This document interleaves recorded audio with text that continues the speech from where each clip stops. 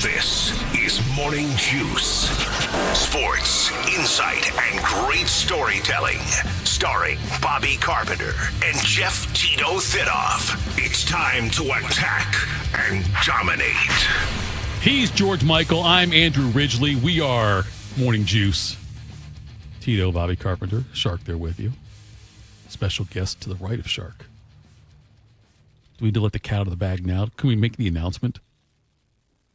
Bob? Shark? I don't know. I'm assuming we can. I mean, you're going to see him on YouTube TV today. I would think you would, but I never got the full go-ahead. I thought this was Shark's new assistant. That was our... The announcement is that Shark's not retiring.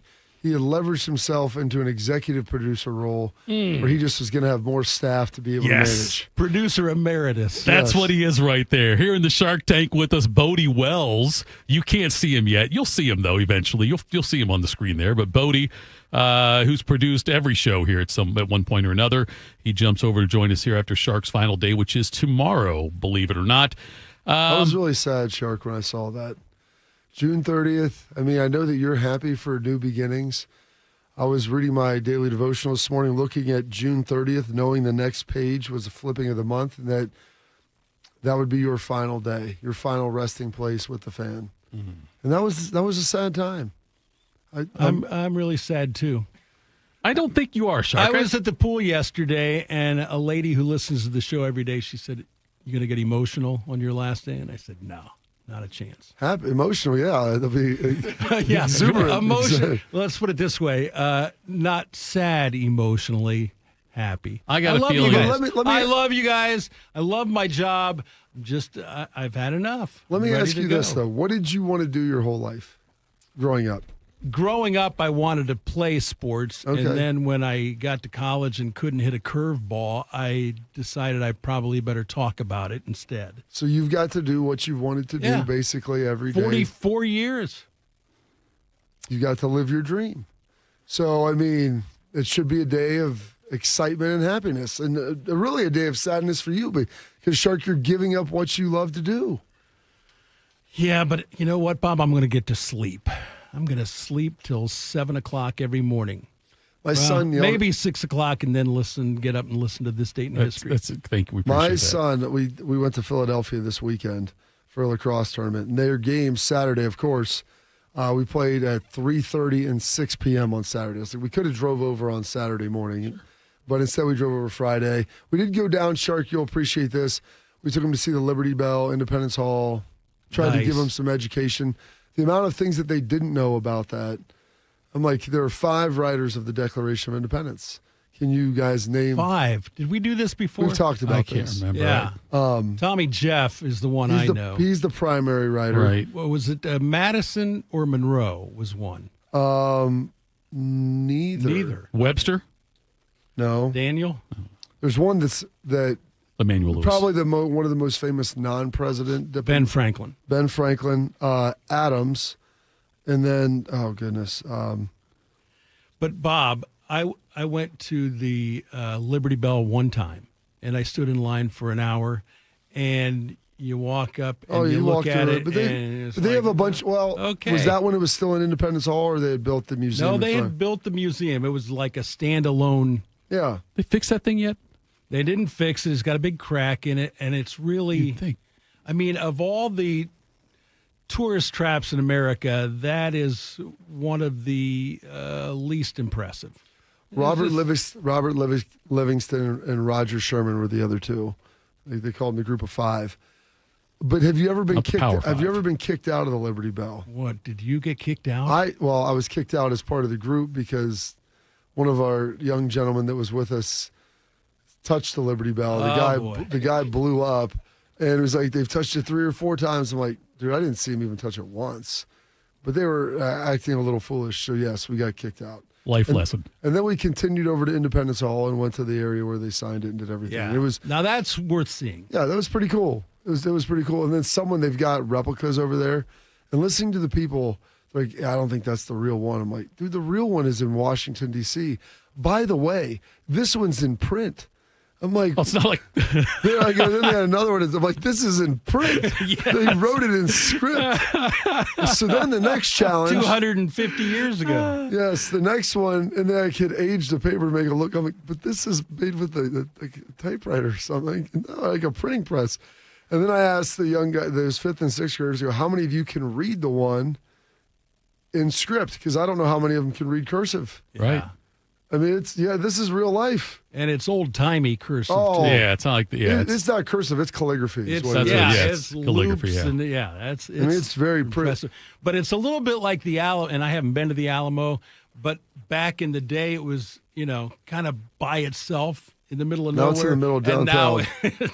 everything's grown up. That's kind of like Independence Hall, too. It's grown up around. So it. there was a long time that you couldn't have a building. I don't think it was taller than Independence Hall, maybe taller than the State House or the Capitol building at the other end.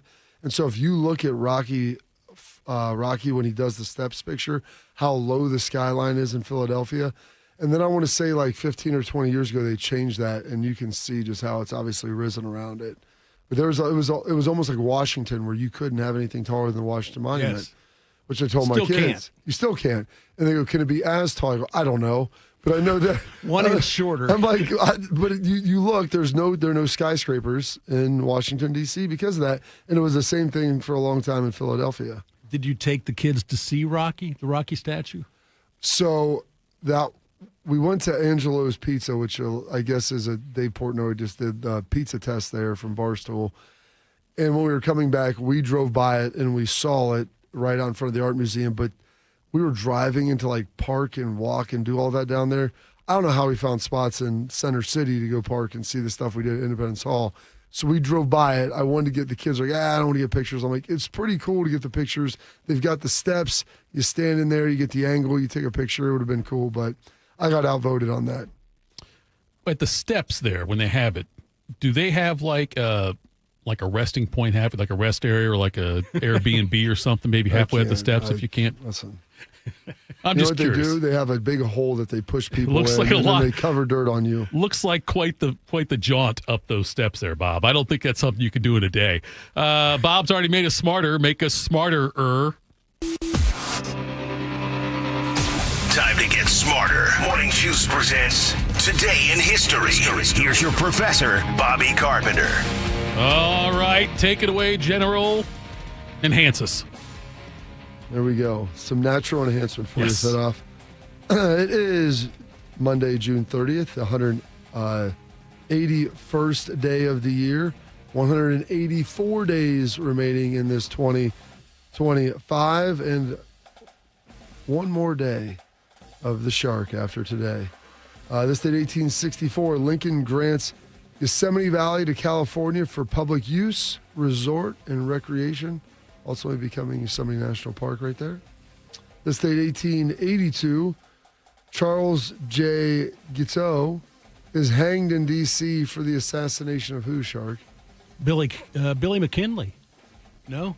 Close. Garfield. James A. Garfield. The first president to be assassinated was Lincoln would have been the first. Was he the first? Lincoln I was guess the it yeah. first? Okay, and then Garfield was the second. That's true. 1882. That's that's crazy that we had two presidents assassinated within 2 decades. You'd think they'd space it out a little more for us. 2 of them were from Ohio, too. Yeah. Garfield and McKinley. When was McKinley assassinated? 19... He was replaced by Teddy, so it would have been around 1900, around the turn of the century. So that's 3 in 40 years. Yep.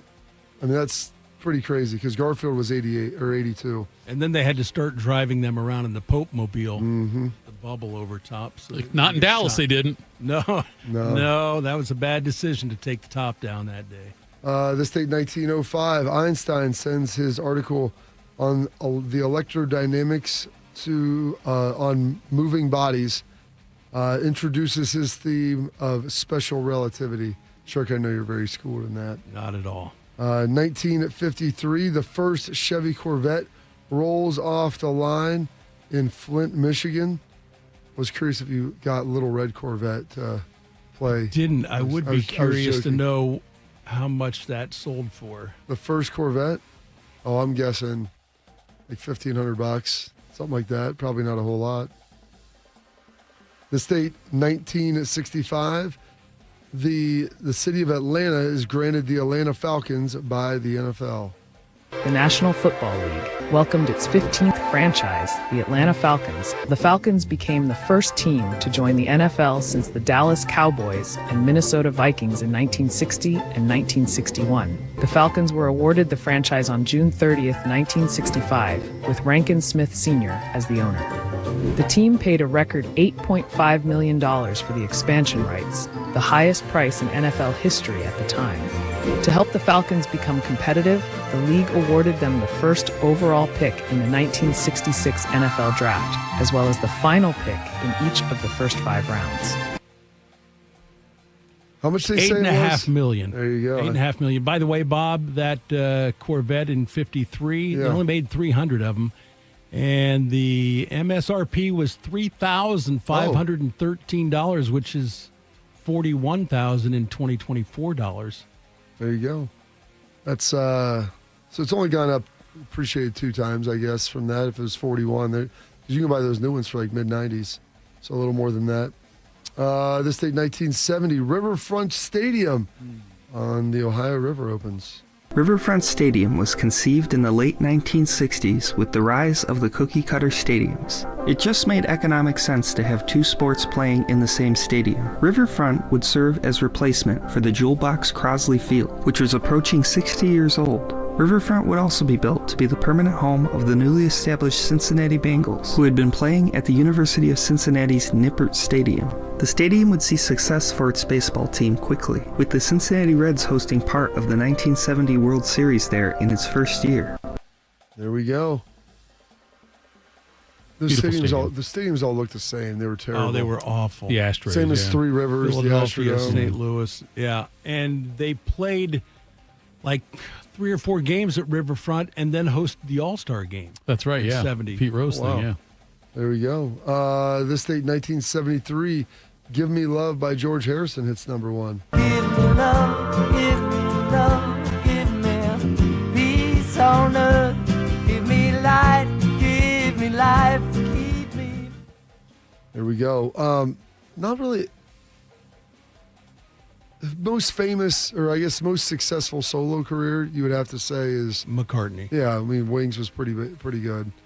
Did Harrison have the first number 1 hit after the Beatles? I think he did. Was it My Sweet Lord? I think it might have been, yeah. I mean, he's in the Hall of Fame, the Rock and Roll Hall of Fame. Oh, yeah. Individually. McCartney and Lennon both said, McCartney especially said that they didn't use him the way they should have. He was a lot more talented, but John and Paul were so protective of things that they wouldn't let him use many of his songs and things like that, yeah. They put Baby in a Corner? Yeah, they put Baby in a Corner is what He they did. wrote, That's exactly right. Here Comes the Sun. Yeah. Oh, that's very good. I do like George. that one. This day, 1988, Chicago agrees to build a new stadium for the White Sox so they didn't move to Florida. I had no idea that was like part of the case. That they were considering moving there. I didn't remember that. And then this day, 1990, East and West Germany merge their economies. This is the CBS Evening News. Connie Chung reporting. It was D-Day, Deutschmark Day, as the West German mark officially became the currency of both Germanys. Economic unification, a prelude to political unification. As Tom Fenton reports, it was a time to celebrate. The parties lasted until well after midnight, but they were low-key affairs. Thousands of Germans ushered in the new era by singing, probably for the last time, the old anthem of communist East Germany. Some legal niceties remain, and there's an election to be held in December, but today's monetary union and the takeover of the East by the West German Deutschmark makes the process of unification irreversible. So I talked about do you have money in like the Soviet bloc? Like how did Good call. How did they what did you own? Yeah. Did they just give you your apartment that you were living in or your house? I've always tried to figure this out, how you go from a centrally planned communist economy into a capitalistic system, like where the basis of it is property rights and what you have is yours and your ability to buy, sell, and trade. How did they convert that to the Deutschmark? Yeah, how did they figure that out? I mean, it's crazy to me to kind of see that. And then what did they do? Obviously, they seize all your private property when you are when the communists take over. So that's how that goes. But giving it back, I feel like, is a much more interesting element. Bodie, knock that out for us tomorrow. Find out why. If you don't mind. Some birthdays today. Dan Reeves, not the coach, the owner of the Rams, born on this date, 1912, from back in the day. Ed Yost, the father of the hot air balloon, the shark. Did you end up? You didn't tip your hot air balloon rider, though. I did. You of course did. I did. That's right. Don't say, of course you did, like we should all know that. Duh. No, we talked about Yeah, that. I know. You remember saying how much it was. $350, so $700 for two of us. Right. And the lady, when I called to make the, the appointment, she said, "Now, do you want to put the tip on your credit card?" I was like, "No, I'll tip them in person." So Jan looked it up. Proper tips for a hot air balloon pilot, 10%. I was like, I'm not paying that guy another $70. I've paid him $700. Yeah. I gave him $40. It's not bad. 20 a person. I like that, Sharky. Turning 60 years old today, the six-time All-Star Mitch Richmond. Richmond for the victory. Got it! Mitch Richmond with 0.2 of a second on the clock. It's his biggest shot of the season. 30 points for the Rock. Richmond has an opening. By Richmond. Oh, boy. Set it down on the big guy. I tell you what, that's like the Rock of rookie days at Golden State. Richmond with a midcourt runner, good if it goes. Yes, indeed. Mitch Richmond throws his arms up from midcourt, and that brings the Arco crowd to their feet. Those teams are fun to watch with when they had Tim Hardaway, Mitch Richmond, and Chris Mullin back then. And then Mitch Richmond with the Kings with Weber, Vlade. Who was the other? It was Stojakovic. Stojakovic, yes. Yeah. They were good. Very, very good. Turkoglu. I believe Corliss Williamson was their three. Yeah, you're right, yeah. Oh, yeah. That was my prime NBA watching days. I watched so much basketball then that I don't feel obligated to watch it now. They had the Lakers down 3-1. Oh, yeah. They that got was when robbed in that Shaq. one. Oh, dude, the amount of fouls that were called in the last 7 minutes on them. And then Shaq's line at the end after they won it, Sacramento will never be the capital of California. It was so amazing. Oh, goodness. Turning 59 today. I don't know if I'll ever be able to see him as 60. Mr. Iron Mike Tyson. What happened here? He got bit, I think. Evander Holyfield, look out, he's pushed right here. Above us, a dirty Mike Tyson. Biting Holyfield in the right ear. He bit his ear, I can see the bite mark. 2-point deduction, the fight will go on. Major controversy here in round 3. He did it again. 4. I'll tell you what, this is unbelievable. Keep your eye on Mike. See, Mike has just seen. Look at him. You can see it. You can see it. There it is. It's over. I think they've just about had him. More fighting in the ring after the end of the fight. Tyson's trying to get at Holyfield again, I believe. It's a fiasco in the ring. It's a shark bite right there. That is incredible. This is the second bite of the round. It's like Dracula. Never seen anything. I told him, I said, one more time like that, that's it, you're gone. He told him he went in for a second shark. He liked it so much. Look at 2 bites at the apple. Mm-hmm. Ben Utek, former Colts tight end, turning 44 today. Trevor Ariza, UCLA, an 18-year NFL vet, turning 40, or NBA vet, rather, turning 40. Michael Phelps, 23 gold medals, turning 40 today as well. The 30th and last Olympic final for Phelps. 22 golds, 27 total medals.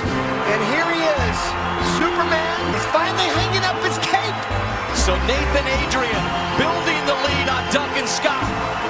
In lane 5 for the United States will indeed give Michael Phelps a gold medal in the final Olympic race of his career with a new Olympic record. 23 golds, 28 total is the final tally. It's amazing. One of the great all-time Olympians, probably the greatest swimmer of all time. Greatest. Right? No one's going to approach 23. I mean, when he started doing, he was like 18 years old at his first Olympics. People kept asking why, if he was going to come back for the last one. When was that? Maybe 16 or was it 12? 20. No. If it was going to come back, I think in 20. I think he was in 16. And people kept asking if he was going to do 20. Really? He went to 2020?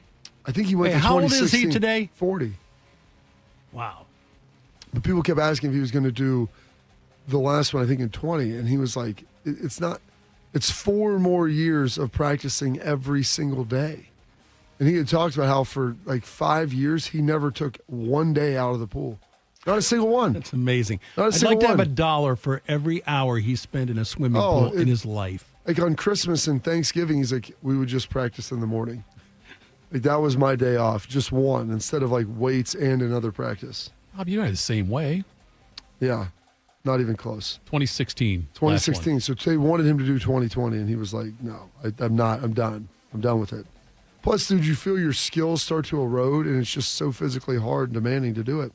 Wrestler Cody Rhodes, son of Dusty Rhodes, turning 40 today as well. Rhodes, middle of the ring. Crossroads. Cody's not done yet. Cody with another crossroads. Is he going to do it? Can he do it? Is this the Rhodes moment? Come on, Cody. Crossroads. Cover. Finished the story. And the new undisputed WWE Champion, the American Nightmare, Cody Rhodes. That's what we need the Olympics. Professional Yes, wrestling. Absolutely. Not, Think about the characters you can get. yeah, not Greco-Roman. We're talking professional wrestling. You get like Nikolai Volkov and the Iron Sheik out there. It means a lot more if you can defend your country. It's a pretty diverse group. That's what I'm thinking here, Bob. I mean, you got Rey Mysterio and his little Right. crew from Mexico. I mean, What do you do about the guy from Parts Unknown? The one they don't know, like their wrestler comes out every few years, like from Parts Unknown. He's got a mask or whatever. I mean, who does he wrestle under? it's a great question. Independent. Yeah, that's right. No country. He's an army without a country. And then A.J. Brown, Eagles wide receiver, turning 28 today as well. 40 seconds to go. Hurts firing for the end zone and a one-handed attempt. Oh, my goodness! A.J. Brown with an amazing touchdown. Went up and scooped it. I thought he was going to throw the flat right here to Zacchaeus, and look at the hands, attack the ball in the air, just the right hand, bring it back into the body, snatch it out of the air. Oh, goodness. Good stuff right there. Some holidays observances today. It is Asteroid Day. It is Meteor Day. National Ice Cream Soda Day. National Outfit of the Day as well. And please take my children to work day, Shark. So you can do that moving forward. And these are historical events. Your birthdays, your passings, your holidays, observances for this date. June 30th, a Monday, the last Monday of June. The last day of June, the 181st day, 184 remaining. And one more day of Mark the Shark. That stings. Nice job, though, General. Nice job, as always. Make sure you stick around. Bill Bender, Sporting News, joins us next. Morning Juice. While serving in Vietnam, a grenade took my ability to see. Today, I'm a sculptor. Now, my fingers are my eyes. I'm Michael Naranjo. As a veteran, I know the challenges of life can be great. In my art, turning a lump of clay into something beautiful, that is worth doing. Life is like that. We each must use what we can to make things better. DAV helps veterans like Michael get the benefits they've earned. They help more than 1 million veterans every year in life-changing ways. Now, I show others how they can create something with their own hands. I know it can do a lot of good. With support from DAV, more veterans can shape their lives into a thing of beauty. My victory is bringing beauty into the world. Michael Naranjo, may your victories inspire many more. Support more victories for veterans. Go to DAV.org. I'm Shanola Hampton. Every day, millions of people face hunger. Today, I will share with you some of their experiences. I'm stuck between paying for medications or paying for food. John from Maine. After paying my bills, I can buy groceries. It's sad to say, food comes last. Alice from Oregon. I thought pantries were for less fortunate people, but anybody could be less fortunate in a day or even a second. Claire from Virginia. The Feeding America network of food banks helps provide over 6 billion meals to people in need each year. No one should have to worry where their next meal will come from. Together, we can end hunger. Learn more at feedingamerica.org.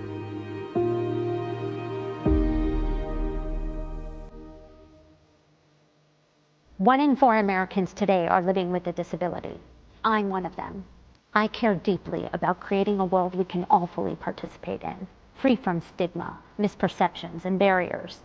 And we've got a trusted ally on our side, an organization we can rely on, Easter Seals. Rooted in communities nationwide, Easter Seals helps empower millions of people, regardless of age or disability, through its life-changing services and powerful advocacy. Today and every day, Easter Seals is leading the way to full equity, inclusion, and access to healthcare, employment, and education for people with disabilities, families, and communities. That's my Easter Seals. Make it yours. Learn more and get involved at easterseals.com.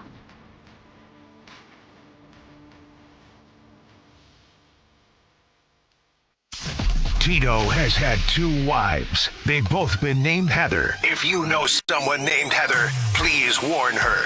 This is Morning Juice. Morning Juice.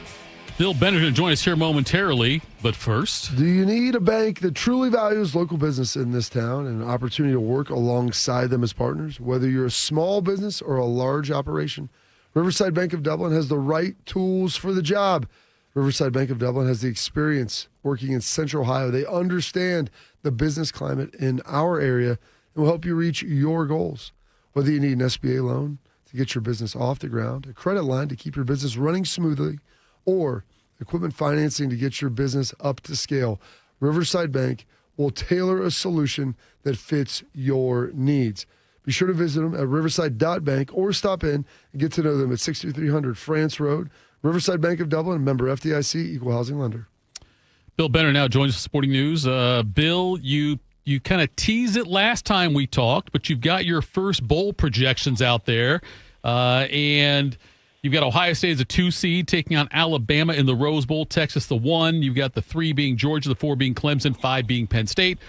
After you put those out, I'm curious how much backlash you get from fans saying you did our team dirty. Yeah, when you misplace somebody in the Pop-Tarts Bowl or something like that, occasionally. As far as the playoff projections, not much. I mean, we have 8 of the 12 teams from last year back in the playoff. I'm a little leery of putting Ohio State and Texas in the national championship game because they are playing in the opener. But, you know, that isn't – it's possible now. Like in the past, 4-team setup, I don't think that happens. 12-team setup, it could happen. So, you mentioned 8 of the 12 teams, and this was the interesting piece of this. Opening this up, Bill, was supposed to create more diversity among teams that get in, different conference champs. Do you think it's ultimately going to do that, given the fact that you have 8 of 12? Yeah, so 2/3 of the CFP being the same in its second season. Well, I think in the later rounds there'll be more chalk. And now I do have 8 of the 12, but Arizona State isn't like a solid favorite to win the Big 12 again. I think any one of those teams like Kansas State, Iowa State, BYU, there's 4 or 5 teams that could win the Big 12. The SEC, after Georgia and Texas, who knows who else would make the playoff there? Will the ACC get 2 playoff teams in? Although I do think Clemson is a very strong favorite there. And then the Big 10, I mean, I could absolutely see Ohio State, Penn State, and Oregon going back to the playoffs. So I think we will see a lot of the same teams get in. I think we'll see a lot of the rematches that we had in the 4-team era, especially, with Ohio State in that round of 8. If they win the Big 10 or they get a I guess if they won a game to get there last year, but when you win the Big Ten, typically you're going to go to the Rose Bowl now. Bill, was the Big 12 the hardest to pick? Yeah, I mean, it still is because, like I said, you have a half dozen teams that could win that conference. I think, the three of us, I've used this line for a couple of years now, the three of us could try to draft the Big 12 champion, pick 3 or 4 teams, and probably feel happy about it. So I do think Arizona State, for example, Arizona State, we had them projected to finish last in the conference last year. They end up winning it with Sam Leavitt and Cam Scadaboo, and, Sam Leavitt's back. So I think they have a tremendous opportunity to get back to the playoffs. But that conference has what works for the Big 12 is the parity. It is, and like you said, that was one. We do stuff on off-campus, Bill, and you joined us there with Hester, and EJ, and like that. The Big 12 was the one I said the conference is the most exciting. Like nobody really knows who could win it. We talked about that at the beginning of the year, and like if you gave me 8 teams, I don't know if I would have felt good about it. A lot of people had Oklahoma State at the top. I think they finished at or very near the bottom. Arizona State being at the bottom and finished right at the top. Where do you? And Colorado was kind of the big enigma last year, and they exceeded expectations. In this post, Hunter Shador iteration of Colorado, do you see Deion being able to maintain some measured level of success? Well, I mean, it starts with he's had health issues here in the offseason, and we're wondering, Big 12 media days are July 8th and 9th. That's next week, right? You get right out of the 4th holiday. I think that's sneaking up on me right there. So we'll see what he says about his health if he's there. As far as the football team, when you lose 2 players like that who are top 10 players in school history, I don't know, the jersey retirement thing was a little soon, but they are 2 of the best players they've had in a long time. And it starts with Kaiden Salter. It starts with him at quarterback, and then can he get that offense going? And how invested is Deion in this team now? I think absolutely they could still compete. He's made it work with his roster, but anytime you lose 2 players like that, it's going to be a lot tougher. Bill, the Texas State going to join the Pac-12, it looks like. I don't think it's officially announced yet, but it's going to be announced, it looks like. And, I look at that stable of teams in the Pac-12, and I don't see any way, like on any possible scenario, that conference be considered to be close to somebody in the Power 4. No, and I wonder, are they going to treat it like a Group of 5 conference, basically? I think that's how that's going to work. I got to take a look at that today, like how the map has changed for the Group of 5. It did snuck up on me as well that Delaware and Missouri are FBS schools now. We're up to 136. Now you got Texas State on the move. You got some other Louisiana Tech on the move. They've got to position themselves, as long as the Group of 5 has a playoff berth, and as long as the Pac-12 can have a chance to have a playoff berth, these schools are going to position themselves to put them in the best spot to do that. If you ask me now, the American Athletic Conference and the Mountain West have the best college football playoff path for one of those schools. For a MAC school or a Sun Belt school, you have to go undefeated to have a chance. Yeah, it's very true. And as we look at this, and you just mentioned, you said Delaware, and who else was joining the FBS? Missouri State. Missouri State.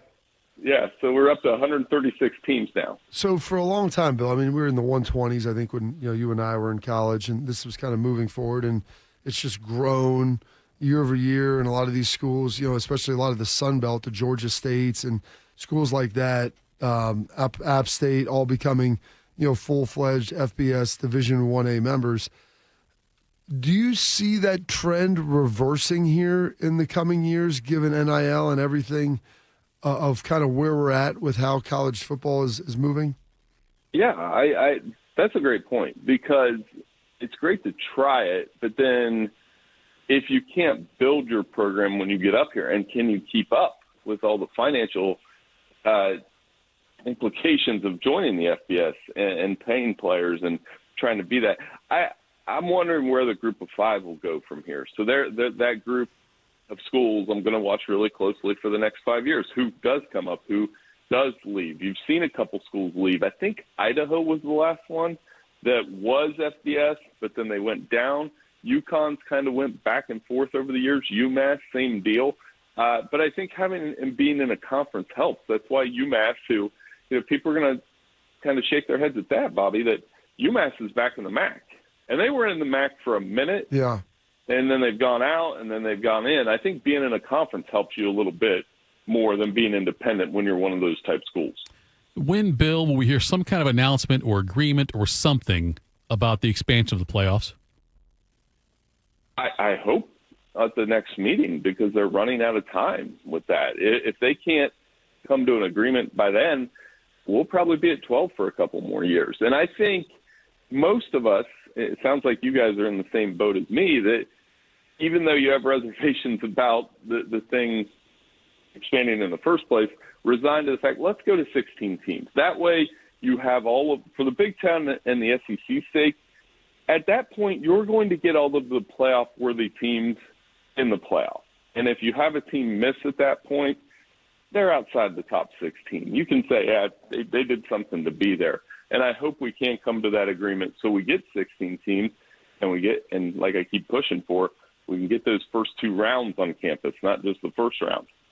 What are your plans, Bill? We've got the 4th of July coming up here on Friday, Red, White, and Boom on Thursday. Kind of how do you choose to celebrate? What do you like to get into? Yeah, I know we have a couple friends and family get-togethers, and we just got back from Indianapolis last night, so I know we'll do something on the 3rd, the 4th. Hopefully the weather holds up. I haven't even checked the forecast, but there'll be a lot of grilling out and a lot of hanging out with friends. And, I treat July 4th like the unofficial start to, okay, now we're more than midway past summer. And like I said, July 8th and 9th, Big 12 Media Days are here. Then we're Media Day season in the August camp. I mean, it's going to be here before we know it. We'll get you out on this one, Bill. We've had this argument in the studio. Independence Day is what we should call it, have on the Friday closest to July 4th every year, so we all have a long weekend. Are you in favor of that? You mean having the long week, having July 4th on Friday? Yeah, every year. Just call Independence. We celebrate it. It's a tremendous take. Oh, you mean that way? You want me to say yeah? No. America wants you to say yeah. Yeah, I'm going to say I like the idea of Independence Day being a holiday on Friday. You get the 3-day weekend, but just being a history nerd, like July 4th, the Declaration of Independence, all that stuff. We should always celebrate that day. But if you want to give me a 3-day weekend every year, I'm going to take it. Feels like the communist Bill Bender joining us here. This is Shark's last time you'll talk to him on the air. He's retiring. Tomorrow's his last day. Will you also quit at 65, or you go longer than that with the thing you love? We'll see. I'm still having fun with it. Well, congratulations, Shark, too. I mean, I know he's been so nice to me on all these mornings, so nice to me on the air. And one that's grinded it out that long, a lot of respect for that. But, man, I'm 45, so that means I got to do it for 20 more years. I think I can make it to 65. I still love what I'm doing here. You're writing about sports. You can't complain. Yeah, let's tap the brakes on respect for Shark. He never wears pants in the studio. Bill, thanks for the time, buddy. We'll talk to you next week. Hey, no problem. Thanks for having me on, guys. Take care. That was Bill Bender with Sporting News joining us there. Everyone's just loving Shark, even though I'm trying. And no one's loving my idea, which is what bothers me. Coming up next week, some quick hitters. Morning Juice. We are the keepers of the wild. America's original and most invested conservationists. For more than 80 years, we've been committed to conserving wildlife and the natural landscapes that define our nation. From rugged alpine ridgelines to peaceful tall grass prairies, we've supported the conservation of more than 36 million acres of American wildlands. Our funding has led to cleaner water, fresher air, and improved wildlife habitat. From abundant fish and waterfowl populations to robust deer and elk herds, nothing is more important than maintaining wild spaces for adventurers to explore and wildlife to thrive. We are America's hunters and target shooters, stewards of the American outdoors. America's hunters and target shooters, along with firearm, ammunition, and archery manufacturers, have invested more than $46 billion to help state fish and wildlife agencies manage and protect wildlife and wildlands across America. For more information, visit OutdoorStewards.org. You know a thing or two about the moments in life that matter. You've seized those moments to embrace joy, accomplish great things, and build meaningful relationships. Is it time now to sit back and reflect on a life well lived? Maybe.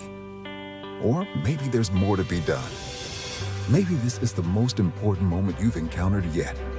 By volunteering with AmeriCorps Seniors, you can seize the moment, lend a hand, and get back more than you give. We connect you to local volunteer organizations with opportunities that fit your schedule and match your interests. Through AmeriCorps Seniors, you can support people in times of need and make your community stronger.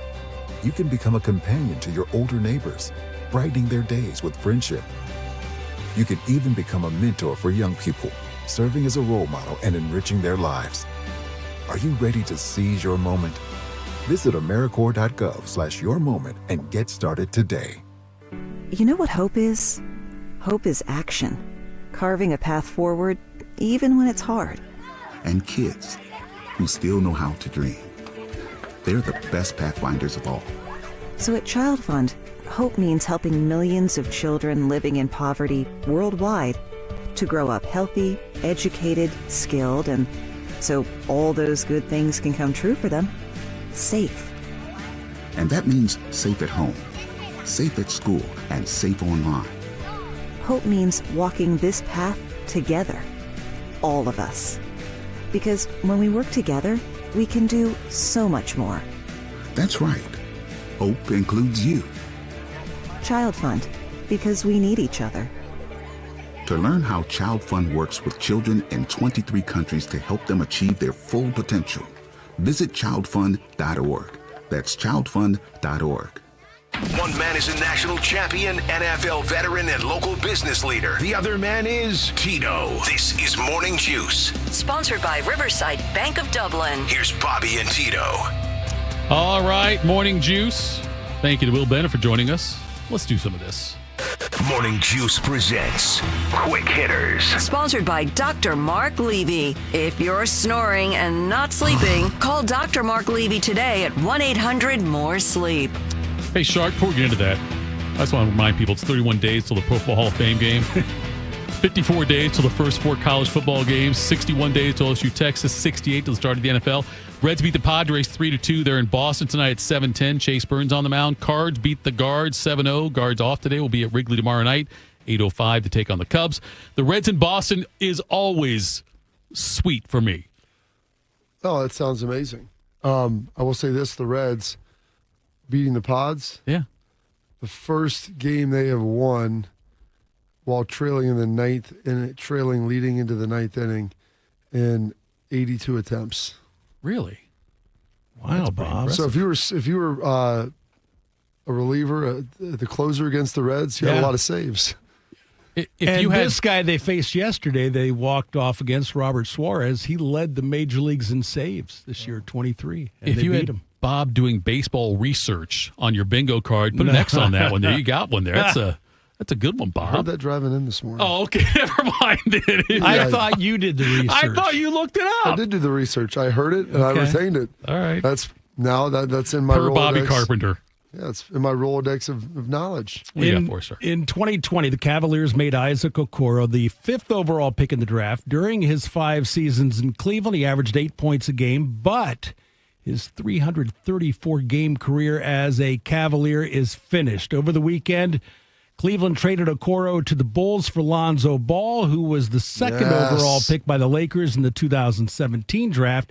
In 6 seasons with the Lakers, Pelicans, and Bulls, Ball has averaged 11.4 points per game, but isn't exactly a premier shooter. He has hit less than 40% of his field goal attempts and less than 60% of his free throws.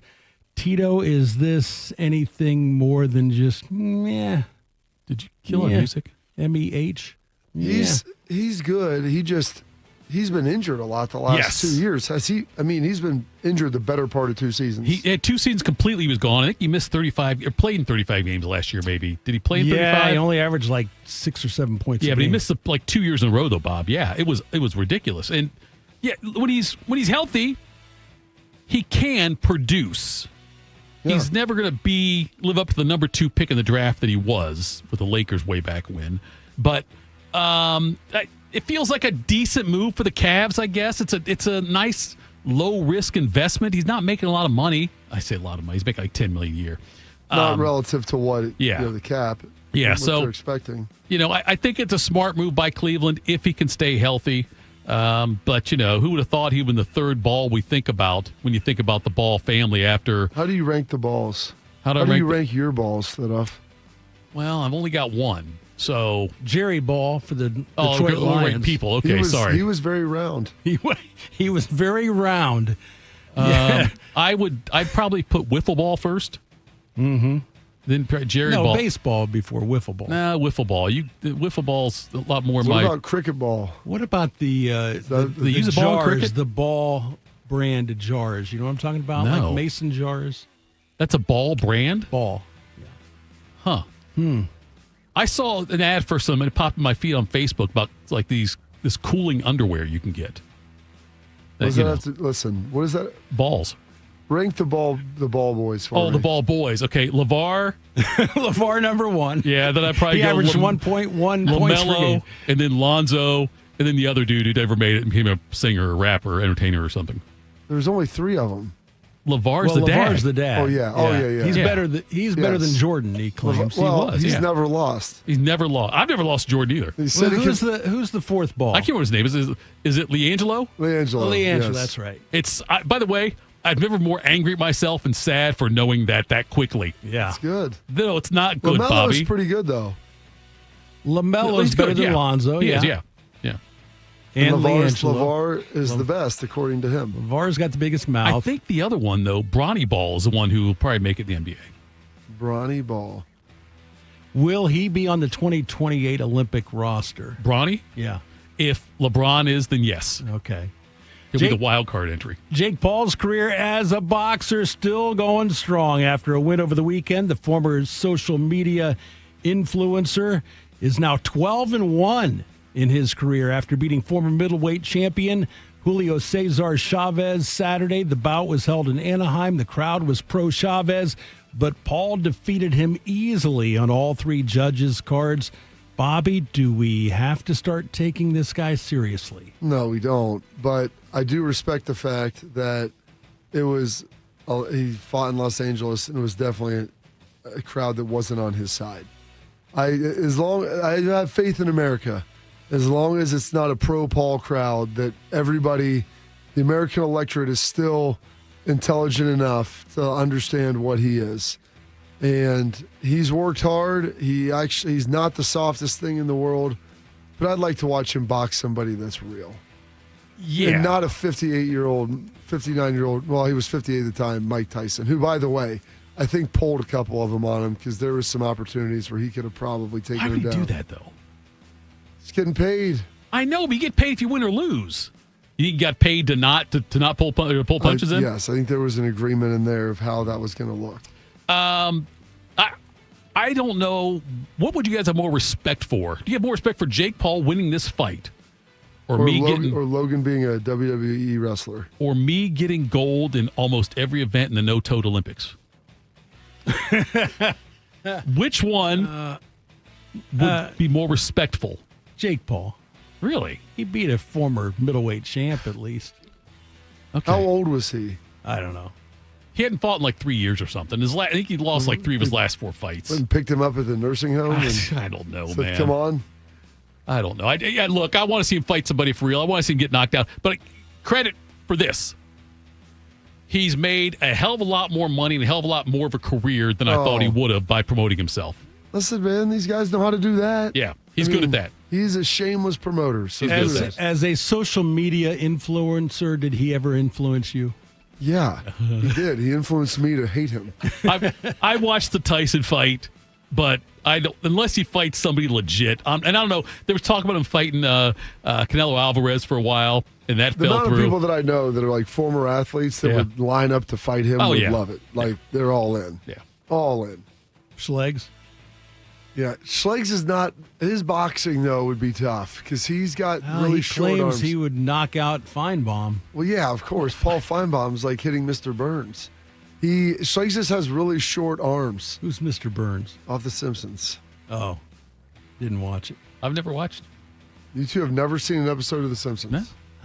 Seen some clips. I have seen clips. I mean, I don't watch it really anymore. I used to watch it religiously because my mom told me we weren't allowed to because it was, quote, trash.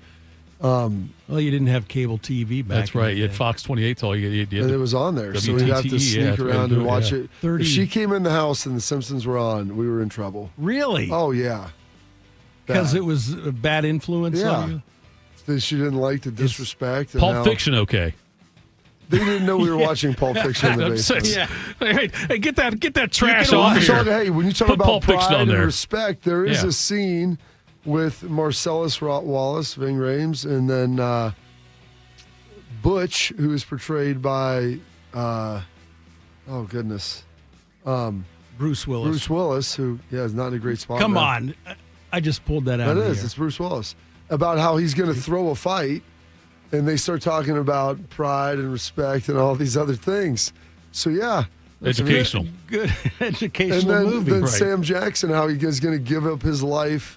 Jules is going to give up his life of being a hitman to wander around and help people. And then Vincent Vega, portrayed by John Travolta, calls that, they said they have a word for that. It's called being a bum. You have no job, no home, no money. You're just going to walk around and leave. That's being called, it's called being a bum, Jules. There's a lot of, these are the lessons that my friend's dad, when we walked out of there at 10 years old, was trying to tell us. Because a lot of people just saw the shooting and the murders. The language. But there's a lot of important lessons that permeate that. Yeah, it should be I the feel family. like Bart Simpson has a lot of knowledge that he dispenses. Yeah, but he was very disrespectful to his elders and to his teachers, his Look parents. who his dad is. That's part the portrayal of some of the things. Believe me, this is why my mom didn't like us watching it. Bobby, the way you described Pulp Fiction there, it feels like it should be part of the movies in the park, like over when they come out there and put out there where all your family's out in the blankets and watch it on like a summer evening. Yeah, if they edited all the F-bombs, it'd be about 37 minutes long. In his first two pitching starts this month, Shohei Ohtani threw just one inning each. On Saturday, he started and threw 2 innings against the Royals, threw 27 pitches, 20 for strikes, allowing no runs, 1 hit, and a walk. And he threw a fastball clocked at 101.7 miles per hour to Vinny Pasquantino, who hit into a double play. Tito, it was the fastest pitch Ohtani has thrown in his major league career. Are you still a doubter? Wait, first of all, what was I doubting? You said he shouldn't pitch. You're thought right. he should go back to the minor league. I said, yeah, right. It said build up his rehab. arm strength. It's amazing. It was the worst take he's ever had. Yeah. That's saying something. Rehab. I didn't. I don't thought know, Bobby. He's had a lot of bad It's takes. true. It's true. I am very impressed what Shohei has done. Yes, very impressed by that. I still am concerned about Still not ready. When he has another injury, you lose your best hitter and one of your best pitchers at the same time. But if he never pitches, you didn't lose your best pitcher. 'Cause then he's not doing it anymore. Exactly. Bobby, now you're getting to where I'm at here, bud. Now we're on the same wavelength. Why not have him do both? He wants to do both. That was the agreement for him to come there. I know. He's the 6th pitcher. He's going to pitch like 5 or 6 innings a game. How many go yesterday? 2 in his rehab assignment? Yeah. He was like, well, why? He's not ready yet. They're only pitching him 2. I'm like, what do you want to do? Send him down to AAA and have him hit 4 home runs a game? I never said he wasn't ready. I Yes, said, you did. no, I said, I don't know if he's ready. And I said, with other pitchers, they always do that after that. After coming back from that long of an injury, they have you down in the minors and throw a little bit, just see where you're at. What are you supposed to do with a guy that's an all-star, borderline MVP as a hitter? Like, it's a unique situation. So they throw him out there for a couple innings, and there you go. It's found money. And by the way, he's throwing big gas. Send him to the minors 1 day a week. Bring him back up. Yes. The other 6. Tito, he has given up 1 earned run in 4 innings. What is that ERA? 2.25. Learned all my math watching baseball. Me as a too. kid. Because it's based off Batting a averages. six-inning game, correct? 9 innings. 9 innings. 9. Oh, okay. Yeah. There was a book when I was at the Dispatch before they had in there for like the research things. It is a book from like the 1960s. And all it was batting averages, the way you could compute them. Like it had a list. It was all numbers just in there. Like you would look for number of hits because people were too lazy sort of to do slide rule, like a chart? That's what it was. The entire book was nothing but numbers. You'd look it up and see that this many hits, this many bats. That's what the batting average is. You know, in math class, I always amazed my classmates. They'd say, "What is 1/6?" Yeah. 0.167. Yeah. What's 1/7? 0.143. Yeah. And then, how do you know that? Right. It's a batting average. Guys, 1 for 6. That's his batting average. 1 for that's the same way I do it too, Shark. I was the same way. I was like, that's how you knew all that kind of stuff. They don't give me like some real math. But if you want to give me like simple ones like that, yeah, I can figure out batting averages. Bob, you take earned runs allowed times 9 innings and divide by innings pitched. There you go. Okay? I like That's how you figure out ERA. The old whip and I don't ops. know how they figure out WAR. I still haven't figured out that. WAR, I don't know how they can have an accurate number. A guy can have 20 homers, 100 RBIs, and 30 stolen bases, and his WAR is 6.7. Right. This guy has 20 homers, 100 RBIs, and 30 stolen bases, and his WAR is 4.3. Shark, Makes Tuffy no Rhodes sense. hits 3 home runs on opening day. What's his WAR? Yeah. You know, he's played 1 game. What's his WAR now? 1. Exactly. All right. That's enough of quick hitters there. All right. I do want to say this, though, Shark. Coming up next, we're almost out of time to bore Carp with our old baseball talk. But next, we're going to discuss the passing of a Hall of Famer. And on top of that, little bonus tease here, Bobby. We've gone through the Carl with the K, the Jeffrey with the GEO. I've got another thing we need to discuss about how we view this one aspect of people in society. Mark with a C. We're going to do this next. Morning Juice. Hey, it's Bobby Carpenter. I know what it's like to be stuck in that cycle of pain where you're trying to get better. You keep going to the doctor, steroid shots, surgeries. Do not go down that road anymore. Go see my friends at QC Kinetics.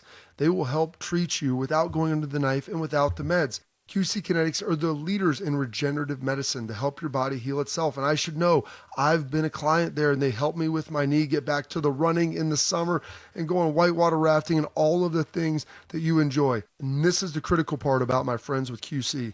92% of patients report satisfaction with their results. That's peace of mind. It's not just a number. They're trying to help you.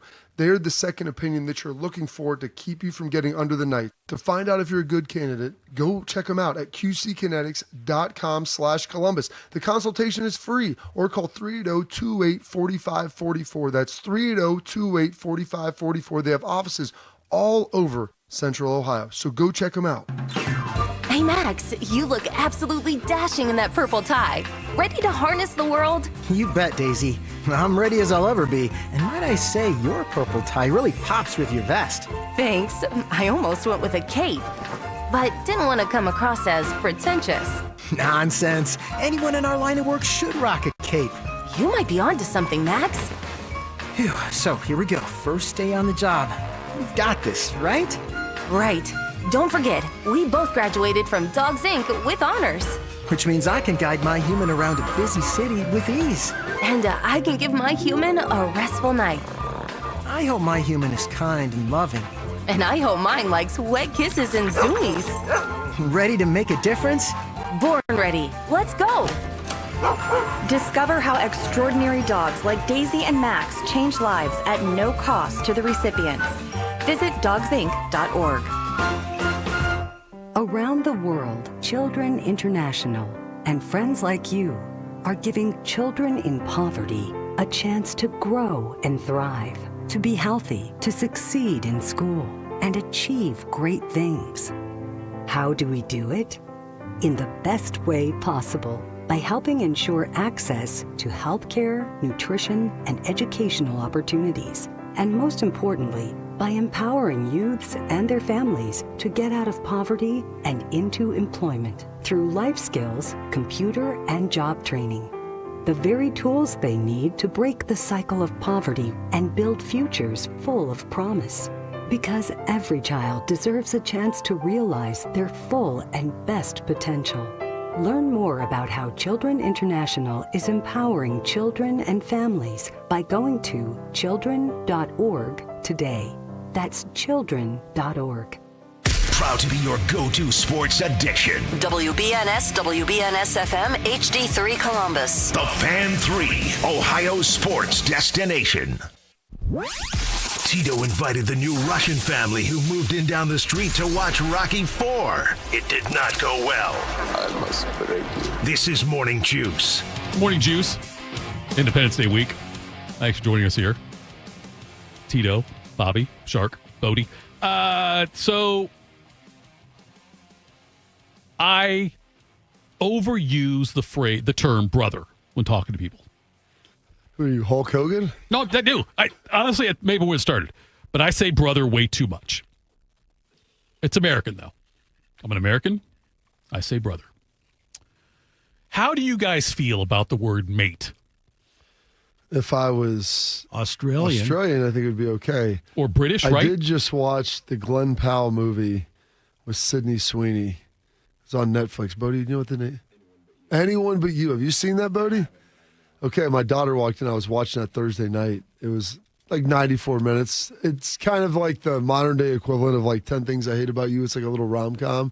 Glenn Powell and Sydney Sweeney are in it. But what's great is there's like a wedding they're going to, and the father of the bride is Crocodile Dundee. Oh my gosh. Paul Hogan. How old is he? I don't know.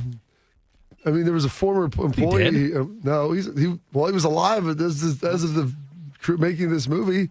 He's probably in his 80s, maybe. I got it. I'm looking at it. Not related to Terry Hogan, by the way. 85 years old. 85. Good for him. He looks great. It says mate a lot Very in there. weathered look. Well, yeah, he's spent a lot of time him and outdoors. Terry, both of the Hogans have that in common, that they've spent a lot of time either in front of the sun or a tanning bed. He's from Australia. Yes. Thanks, mate. That wasn't an acting job. They didn't really stretch his boundaries in Crocodile Dundee there, Bob. And the woman he starred with, he married. Did he really? Yeah. Remember her name. Is it Linda Kozlowski? Yes. They still married? Yeah. Well, no, I don't know, they're not. 2014, they got divorced. Dude, you're getting divorced. I guess that was 20 years ago. He's 65. She's 67. He's got an 18. 2014. Wow. The So Brady it was 10 years strong. ago. So he was 75. I mean, Shark, is Jane going to divorce you at 75? She's older than me, Bob. So she's got Not 5 older than years. her. 4 or 5 years left. Yeah. 3. So, getting back to the original bigger point, bro, mate. Okay, if somebody who is not, I think it's also a British thing, isn't it? Don't they say it over there? Well, you realize that Australia used to be a British colony. It That's used to be, right, The but- proliferation, they actually have the Union Jack flag on their flag. Used to be's don't count anymore. They're still on the floor. You sweep them away. Neil Diamond. Oh my God. Love on the Rocks. Ain't no big surprise. Used to be on the floor and we swept it away. Yeah. Used to be. He's sweeps them away. Anyway. Oh my gosh. Used to be's don't count anymore. They just lay on the floor till you sweep them away. Baby, I remember all the things you taught me. I learned how to laugh. I learned how to cry. You don't bring me flowers. You don't bring me flowers. Yeah, that's what it is. You're right. They're coming to America? Yes, that's what it's from. That was the original Coming to America, right? It was called America, wasn't it? No, it was called... on the boats and on it was the planes? called Jazz Singer? Jazz Singer. That's what it was. Laurence Olivier. Never Looking Back Again? Bodie, Yes. this is 3 80-year-old men sitting in a rest home having a conversation. Yes. I started off with the word mate, and we got to Jazz Singer with Neil Diamond. My whole point was I don't trust any American that uses the word mate. Like, How many have a good day, Americans mate. do you know that I use did a the couple term? I've run into, and I'm just saying, like, it automatically makes me put you at arm's The length. only Americans that I know that use the term mate are Americans that have been naturalized and were from Australia. Okay, yeah, I'm okay with that. Okay. If that's where but I'm saying if you are just true-blooded American, born in the Midwest, never been further west than Kansas, don't use the word mate. Do you guys, have you had somebody use the word mate with you, and would it bother you if you didn't? The only people that have used the word mate around me, and I played with a number of Australians or even some Right. South Africans use it.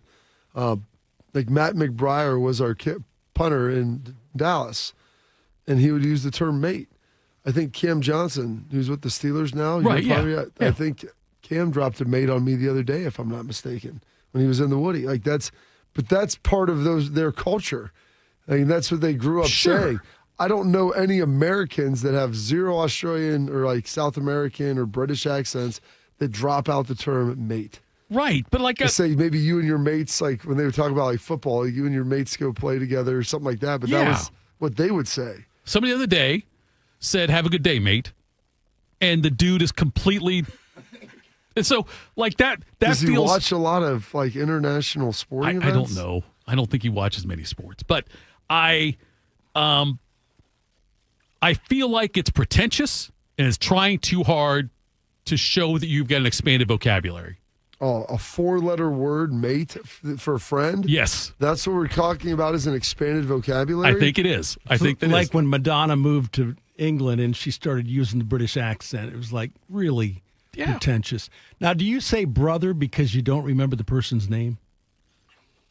Sometimes, yeah. Yeah. Sometimes I do. But that's such use with everybody. You know, you hear, like, I say it to you and I don't know your name or whatever, and somebody else comes up who I do know, I call them brother also. That way I sell it. How about coach? Coach? No, you use coach. you use coach. That's what you use. That's I use Romo. brother. That's what we all. I started doing that in Dallas when Romo and everybody started calling each other coach. It's like easy, coach. And I don't go around. That's like so. Brady Quinn, AJ's father-in-law, Brady's dad. He calls everybody Chopper. Okay. And I'm like, it's the greatest thing that he's created. So people call him Chops, and then he calls everybody else Chops. And so it's one of the great things ever because he goes, I never have to remember anyone's name. It's really, he's ahead of the game. Isn't that the same thing as walk around calling people amigo? If you went to me, Who says that? Oh, I'm not saying no, but if you say mate, isn't that the same thing? If I'm going to use mate, cultural and then appropriation. like we're walking, and Bobby says, "Hey, we'll see you tomorrow, Tito." I say, "All right, amigo." Wouldn't that be weird? Yeah, because you don't speak Spanish, and you're not. I do. First of all, I do speak some Spanish, pequeño español, but yes, I do. I had a burrito yesterday. That's Spanish. You're right. Taco. Yes. Enchilada. Yes. Chimichanga. Jeez. The fried chimichanga is the I know best. so much Spanish. See. This episode of Man and Bone brought to you by Mexico. So Dave Parker passed away. And I don't know if you know who Dave Parker is, Bob. You probably know his name. Peter Parker? Exactly. We talked about him the other day. It was his birthday. The Upside Down Kiss. Was that Friday or Thursday? Tobey Maguire, yeah. Friday. 50. That's right. Dave Parker, 7-time All-Star, MVP award winner. And the Cobra. He's from Cincinnati, played for the Pirates. Okay. MVP in 78 for Pittsburgh. 2-time World Series winner. He won one with Pittsburgh. Who did he win the other one with, Shark? Do you remember? It would be Oakland. Oakland in 1989. And he was finally elected for the Hall of Fame. I've been sitting here banging the drum for that one, too. Another one of Tito's takes there. And he finally gets elected. Next month's the induction ceremony. He passed away over the weekend. Isn't that just great?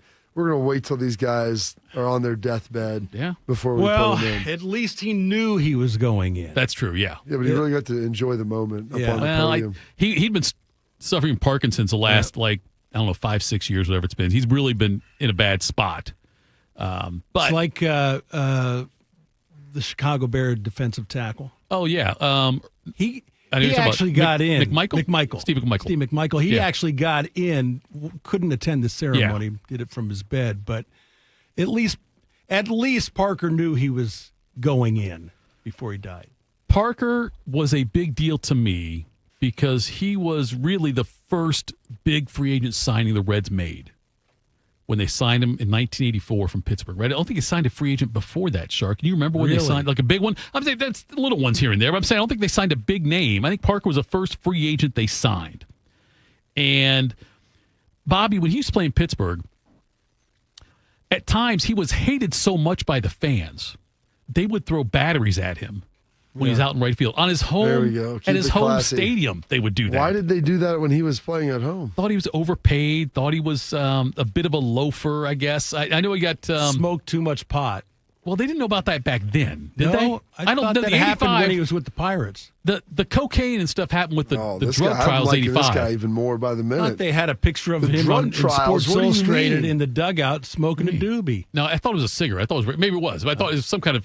It was some kind was of. a funny Well, I hear something you've been using paper not for writing, but for So- rolling doobies. Yeah, the famous 85 drug trials in Pittsburgh. Bobby. Drug trial? What is this? Yeah. Rafael Baseball. Palmeiro out there shaking his No, finger?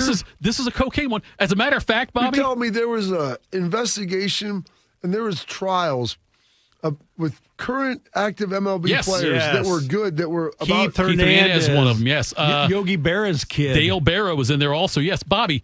No, it wasn't because you were a baseball player. The reason that I called into it was because of a couple of dealers Tony Montana? A couple of dealers getting busted, and one of them they rolled on him. I believe was the Pirates mascot, and one of them was also like part of the catering Next, you're team gonna for the tell Pirates. me that the blue man in Atlanta was on cocaine too, that does the races.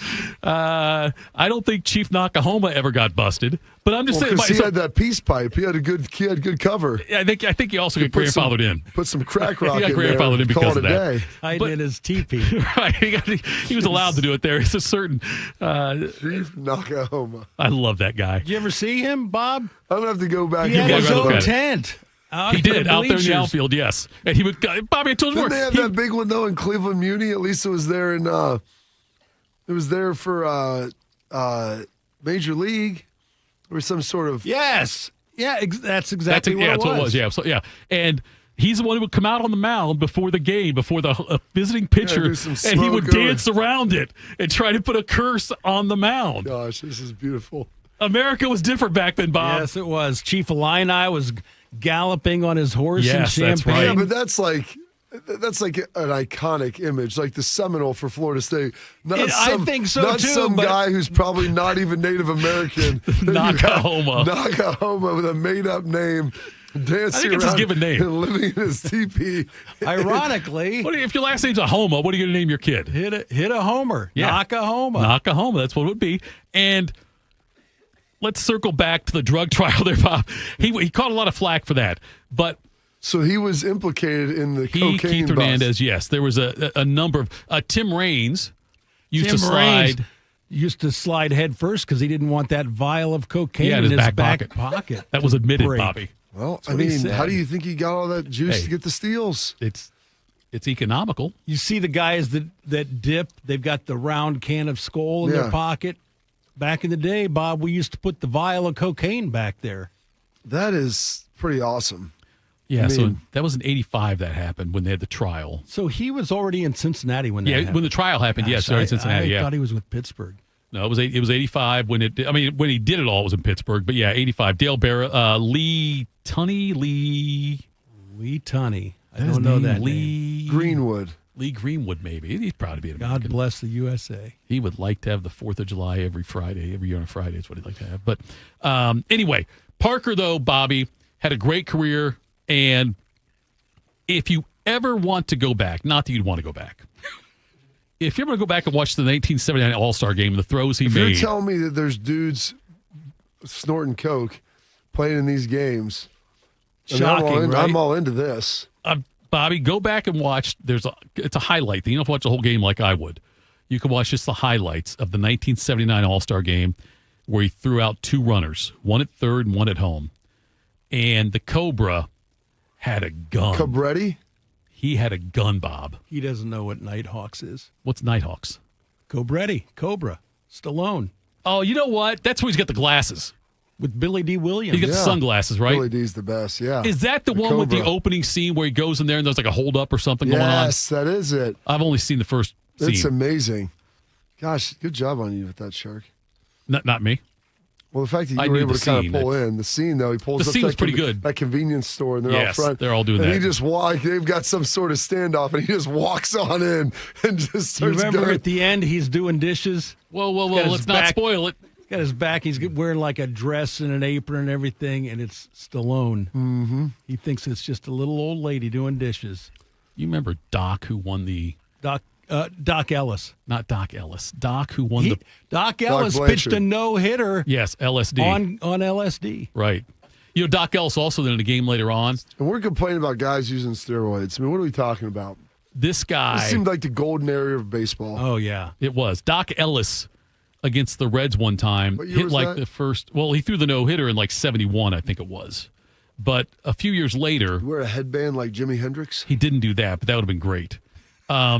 He plunked like the first 4 Reds hitters and got ejected. Like deliberately out there, just hit the first 4 or 5 Reds hitters ever was and got ejected from that game.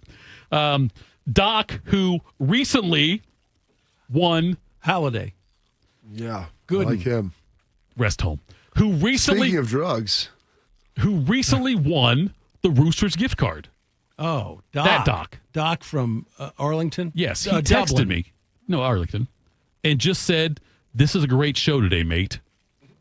Just now he texted Just now he is texted he me. Australian? No, now I've got problems. I like Doc. I don't know. One Didn't time, come to a Bobby, conclusion. back in the drug era, Blue Moon Odom, John Blue Moon Odom, got traded to the How do Indians. you get the nickname Blue Moon? I don't know. Once in a blue moon. He got traded, and he had played for the A's, and he went to the playoffs every year.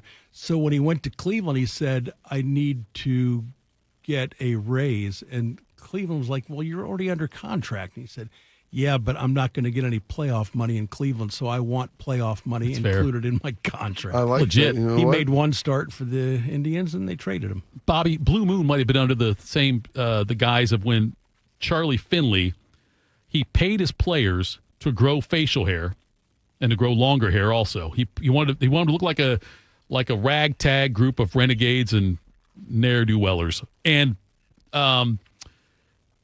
he also paid people to have their nickname. That's how Raleigh Fingers, I think, became. I'm not sure. Maybe it's not. But Blue Moon Man. But he offered Vita Blue like $10,000 to change his legal name to True Blue, and he wouldn't do it. But That's real? Yeah, that's real. He offered him money to, I don't know if the 10,000 is right, but he offered him a significant amount of money at the time to change his name to True Blue from Vita Blue. Do you remember, Tito? I'm sorry for boring you, Bob, but This is great. This is good If stuff. you're going to tell me that all these guys were on heavy level not narcotics, all of and them, Vita just- Blue got Vita Blue was in that trial He too, was. 85. Yes, He was. Yeah, He sorry, was. we He all was tie there. back. It's like He the was Kevin there. Bacon game. We can tie them all together somehow. When Ted Turner owned the Atlanta Braves, well, he still does own the Atlanta Braves. What but he does and still does. He still does. They acquired Andy Messersmith, who wore number 17, and he put on the back of his uniform, instead of Messersmith Oh, that's right. 17, he put Channel 17 because WTBS was Channel 17, Superstation, which is 17. beautiful. Also, Bobby, The commissioner nixed that after one game. Ted Turner fired his manager and hired himself as manager. Okay. And he was in dugout. Meet Jerry Jones. He managed. Well, no, but he managed for one game. Then the commissioner said, "You can't do this. You can't be the manager and the owner." Why not? I don't. I think Owner rules for this operator. stuff. I know. I'm with you on that. I don't know what the problem would be on that one. And then he married Jane Fonda. He did. Really? Mm-hmm. Speaking of And it, they America? famously fell asleep during the World Series, sitting in the front row. That's right. They did, didn't they? Was that one that the Braves were playing in? Yes. Yeah. Is it the one that they won? Against I don't know. Cleveland. I don't Oh, it remember. was 95, huh? Maybe it was. I don't Oh, know. shark. It was one of those World Series that they lost or won. They only won one. Way back. Yeah. Been a while. They won another one since then. All right, Bob, what other baseball stuff you want to talk about? Listen, this is, you just tell me where we're going with this. I 'cause mean, this you has been came a- up with the stat of the day. This has Yeah, been you an did. unexpected journey. It's been really fun. I learned about the drug trials from the 80s that I had no idea about. Did you ever hear about the steroid era in baseball? I know a lot about that Okay. because I watched that 98 home run chase and all those things. The steroids that saved baseball. Then they, I think Selig was giving them to him, to tell you the truth. Might have been, yeah. And then he wants to turn on him. The bottom line on this is Don't use mate if you're white Anglo-Saxon From America. from America. Dave Parker, the Cobra, passed away. One of my favorite players of all time. I hated him with the Pirates, but I loved him with the Reds, and was significant. And too bad those teams underperformed the way they did in his few years with Cincinnati, because they were good enough to make a pennant run, but Pete was busy making phone calls before, after, and during games. So By the way, Dave Kober, RIP, mate. It's a busy weekend for the CBJ, and that means a busy weekend for Porty. We'll talk to him next. This is Morning Juice. My son Ian was diagnosed with a brain tumor at the age of 16 months. The outlook was pretty rough. I mean, it was, we had no hope until St. Jude rescued us. I mean, they saved him. To this date, we are 12 years into this journey, and from day one, we've never once seen a bill. It gave us the peace of mind to know that we're there with our son, and we're gonna beat cancer together. Now, he is doing really, really well. He's alive because of what St. Jude has done. He's here because of the doctors who came before, their blood, their sweat, their tears, the knowledge accumulated and shared, with everyone else around the world. This is how we get rid of this, how we help kids beat cancer all over. It's the future. Together, we will make cures possible for every child everywhere. Learn more at stjude.org. Hey guys, 13-year NFL veteran and Super Bowl champion Jason McCourty here, and I'm the Innovation Ambassador at FAIR, Food Allergy and Research Education. I would say the most challenging thing as a parent of a kid who has a food allergy is probably the ignorance that I myself had in the beginning. I didn't know what anaphylactic shock was. I didn't know the dangers, let alone the things that she needed to be able to have a normal life. When you go to drop your kid off, and every single time in the beginning, we'd have to go through everything she was allergic to. Preparation is everything. And me, for playing football for 13 years, it was all throughout the course of the week. It's getting ready for game day. When you're on the field, you're playing for your fans. At home, you're playing for your family. My playbook, read labels, keep it allergy friendly, and have an epinephrine nasal spray as a backup plan. Because when my family's safe from food allergens, that's the real victory. Visit foodallergy.org to learn more. Teachers are dynamic leaders, shaping a new generation. They bring a variety of perspectives from diverse backgrounds, innovating how they teach to prepare students for our fast-changing world. Achieving this takes skill and expertise. They're tireless explorers, creatively discovering a universe of solutions, telling stories, experimenting, inspiring, mentoring, connecting cultures, and connecting with each other, leading by example. Experience the unique joy of helping students thrive. Teaching is a journey that shapes lives. Are you ready to begin? Explore teaching at teach.org, a campaign supported by the U.S. Department of Education, Teach.org, and 1 million teachers of color. Bobby is known as the General. Tito shops at Dollar General. This is Morning Juice. All right, Morning Juice. Transition from that riveting baseball talk. We're now joined by Aaron Portzline from The Athletic. Bobby, you probably know this. Shark, I know you know this. I really don't have any boundaries. And, Porty's pretty busy with the draft and all these trades and everything. As soon as the Jackets trade with Colorado was announced, I texted him, said, do you like the trade or not? Like he has nothing else going on in his life right now. He couldn't respond to me. That's okay. Yeah. So, Porty, I'll ask you now, break down that trade with the Avalanche for me. You want me to just text you back or talk? No, go ahead. You have plenty of time. Go ahead. Okay. Sorry about that, by the way.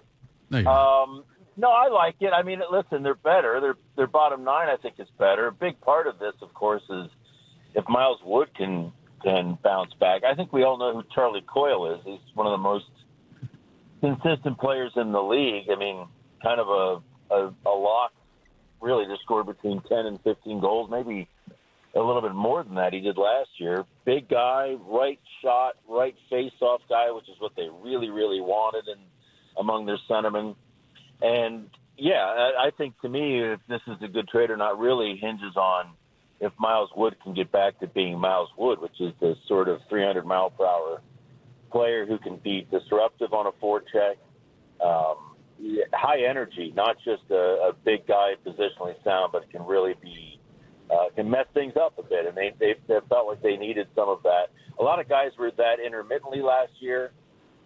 They feel like he's a speed upgrade on Corrali, frankly. And so, yeah, I think it's what they need in their bottom six. So is this part of the process? I know they were building with a young team, and then all of a sudden, you get Goudreau who wants to come here. They ultimately sign him, and unfortunately, obviously, we've documented everything that's gone on there. But this team, like, they've been trying to figure out kind of where they're at in this rebuilding process. And last year, I think they looked to be ahead of schedule, taking it basically to the 81st, 82nd game with having a playoff shot, given how they played down the stretch. Like, where are they at in your mind right now as they're trying to kind of rebuild this thing and turn this group of young talent with some veterans into a playoff caliber squad? Yeah, well, I think last year was really, really educational, not just for everybody watching these young players here in Columbus and wondering where they're going to get to, but for Don Waddell, a first-year general manager, who you don't really know what things look like until you're there and around it close, dug in day by day. And I think he gained so much knowledge about what this group is and what this group needs. I don't think they're using the word rebuild anymore at all. I know Don Waddell is not. It looks this summer so far, I'll grant you, that this is still a patient approach, and I don't think it's that at all. There are trades that they've not been able to pull off. They were in on Dobson. I think they're talking to a ton of teams. He really wants to move things forward. In that respect, the first round was a bit of a disappointment because those 2 first-round draft picks were 2 of their bigger chips to play this summer, and they ended up picking players with them, which it's fine, but I think they wanted to cash those in on today help. So these next couple days, 48 hours or so, loom large in terms of how quickly he can push this forward, because the goal now is not to just get better and see where these young guys is. It is to make the playoffs for sure. Absolutely, 100% this year. Aaron Portzline joins us from The Athletic. He's been following the Jackets since day 0. He's been with the Jackets and doing this. So, Porty, the draft overall, and yeah, I'm with you. The Jackson Smith pick, I think most people would say that it was a good pick for the Jackets. I know that Waddell said that was one of the guys they had rated higher than where he fell to. But in every pick except for the second first-round pick, seems like you can justify. Yeah, you know what? I even have a hard time with that, to be honest with you, because, like, I don't know these guys. And I think, and nothing against the mock drafters of the world, a lot of these guys put a lot of work in, super educational. But it is a group where they tend to follow the leader, and nobody wants to get too crazy with where they have guys ranked.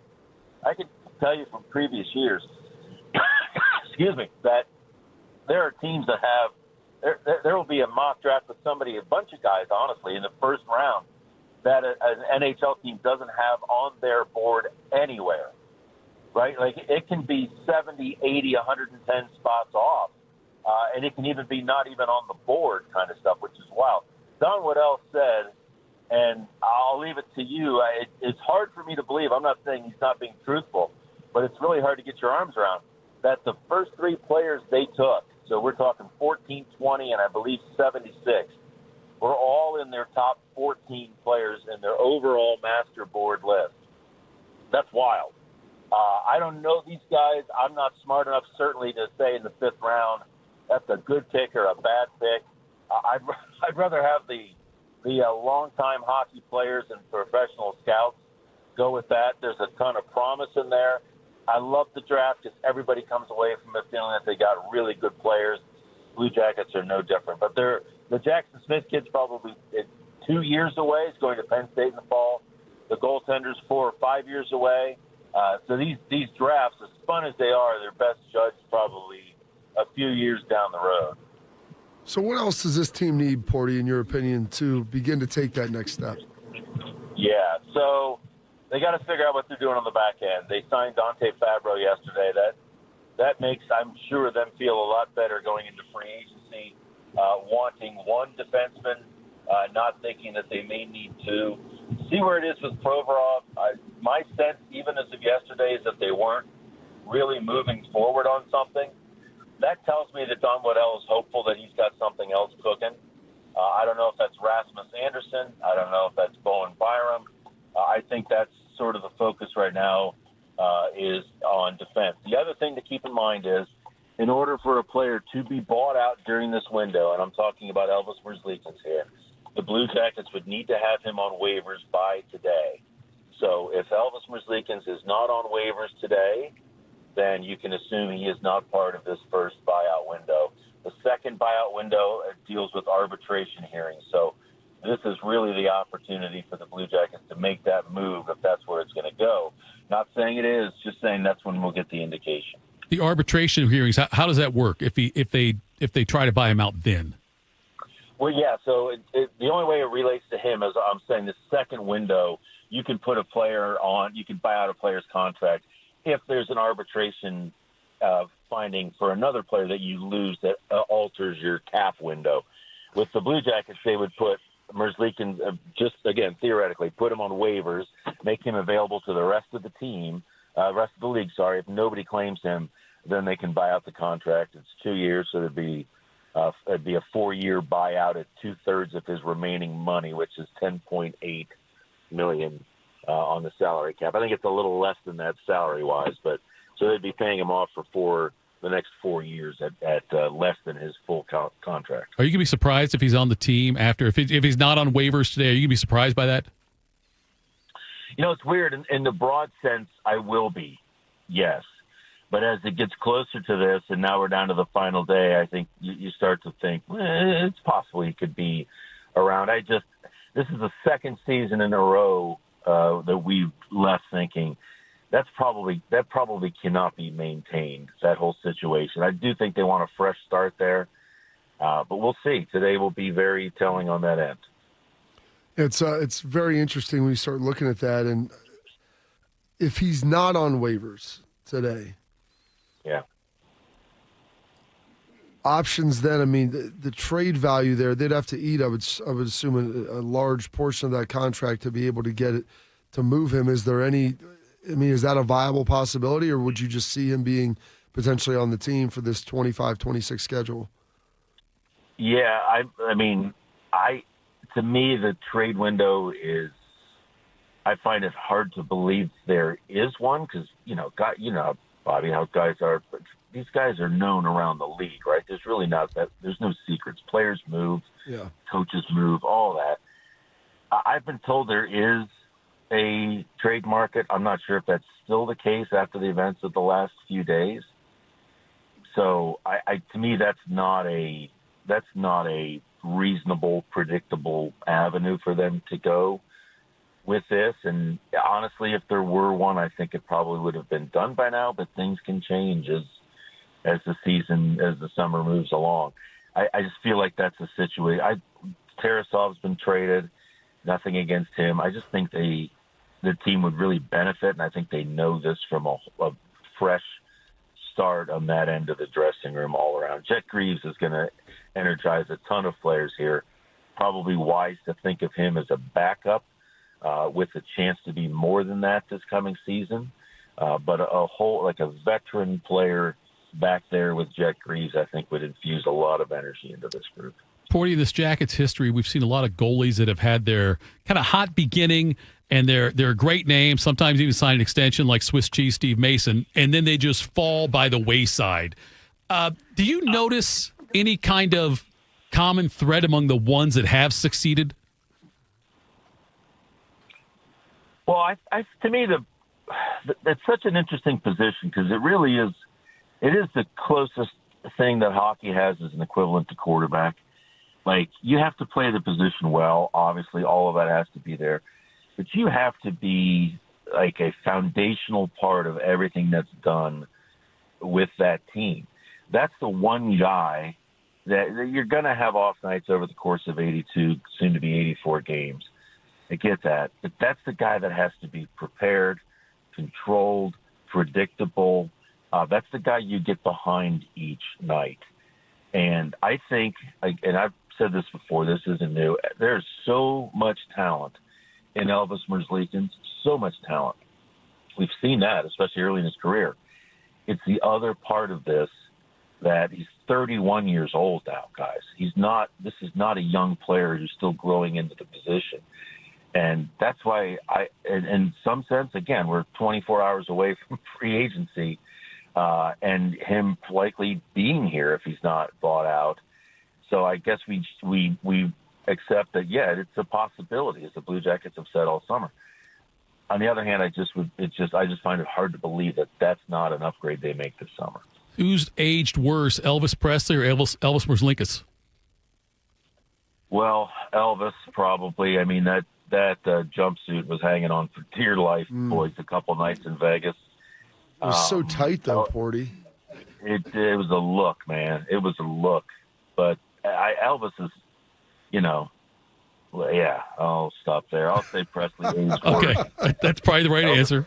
Elvis aged worse, yeah. The development camp starts this week, and according to your Sunday gathering, which I don't think it should ever have a week off going forward, just so you know, all the 6 guys drafted and Cade Lindstrom are expected to be there. What do you glean from these development camps, or what are you hoping to see? Well, you know what? You mentioned Caden Lindstrom, the guy they took 4th overall last year. I think it'll be good for Blue Jackets fans, many of whom, I might add, became back experts over the last 18 months. Yes. To just see him skating, right? He played at the end of this season in the playoffs of the Western Hockey League and in the Memorial Cup. That was really good to see. Also, a million miles away for a lot of fans in Columbus, Ohio. To see him on the ice, skating, thriving, smiling, all of those things, I think would be really reassuring. But then you just get a look at these guys. And sometimes you can draw way too many conclusions out of this.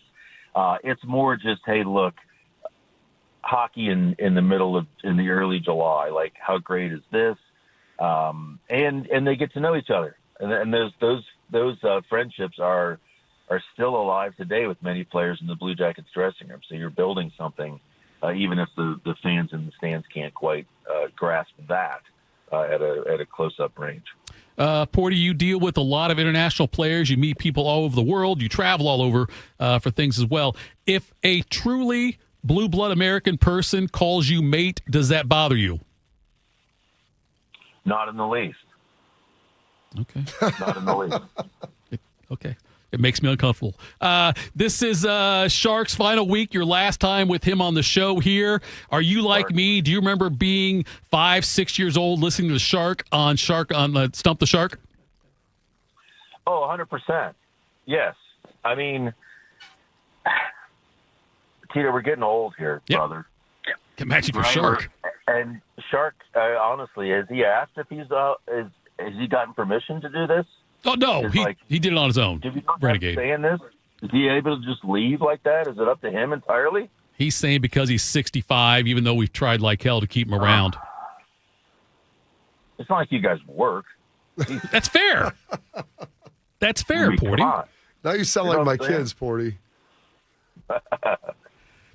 All we do is get a bunch of guys like you on, and that fills the time for us. Then we get a paycheck. That's perfect for us, Porty. Yeah, I'm not sure why, but like Shark though, yeah, his last day will be tomorrow. But I'm sure you have the same kind of feelings I do. Like Shark has just been seems like almost my entire life has been on the radio here. Yeah, and Shark, thanks for all the updates. I wish you had more positive Browns news to pass along. Ugh. A few more Reds wins, but that's not your fault. You're just doing your job. But you will be missed. Your dulcet tones will be missed on the Columbus Airways. All right, Porty, appreciate the time, buddy. Thanks so much. And next time I text you, I don't care if you're busy or talking to a GM or something. Just text me back. I'm texting you actually right now. All right. Have a good day, mate. I like the trade. Appreciate it. All right, we'll see you, bud. Man, take care. That was Aaron Portzline from The Athletic. I'm telling you right now, subscribe to The Athletic. If you don't, you're missing out. It is a fantastic way. He did just text me. Good trade. Thank you very much, Porty. God. Anyway, he's a pro's pro. Love Porty and love all his coverage of Blue Jackets. He is truly the best when it comes to that. All right, we'll close things out next. Tell you what's got us juiced. Morning Juice. Yo, I'm your old basketball. Haven't seen you out on the courts in a while. Why not pass me over to Goodwill? Donating me helps Goodwill's mission to provide career training and support services right here in the community. And that's a slam dunk. Donate today. Hey, I got next. To find your nearest Goodwill locations and to learn more about our mission, please visit Goodwill.org. Goodwill, where your things start new lives. We are the keepers of the wild, America's original and most invested conservationists. For more than 80 years, we've been committed to conserving wildlife and the natural landscapes that define our nation. From rugged alpine ridgelines to peaceful tall grass prairies, we've supported the conservation of more than 36 million acres of American wildlands. Our funding has led to cleaner water, fresher air, and improved wildlife habitat. From abundant fish and waterfowl populations to robust deer and elk herds, nothing is more important than maintaining wild spaces for adventurers to explore and wildlife to thrive. We are America's hunters and target shooters, stewards of the American outdoors. America's hunters and target shooters, along with firearm, ammunition, and archery manufacturers, have invested more than $46 billion to help state fish and wildlife agencies manage and protect wildlife and wildlands across America. For more information, visit outdoorstewards.org. 1 in 4 Americans today are living with a disability. I'm one of them. I care deeply about creating a world we can all fully participate in, free from stigma, misperceptions, and barriers. And we've got a trusted ally on our side, an organization we can rely on, Easter Seals. Rooted in communities nationwide, Easter Seals helps empower millions of people, regardless of age or disability, through its life-changing services and powerful advocacy. Today and every day, Easter Seals is leading the way to full equity, inclusion, and access to healthcare, employment, and education for people with disabilities, families, and communities. That's my Easter Seals. Make it yours. Learn more and get involved at easterseals.com.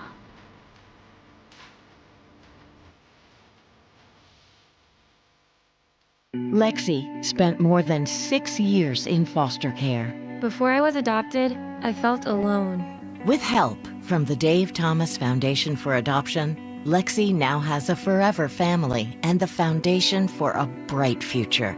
Adoption changed me for the better. I feel like I can be whoever I want to be.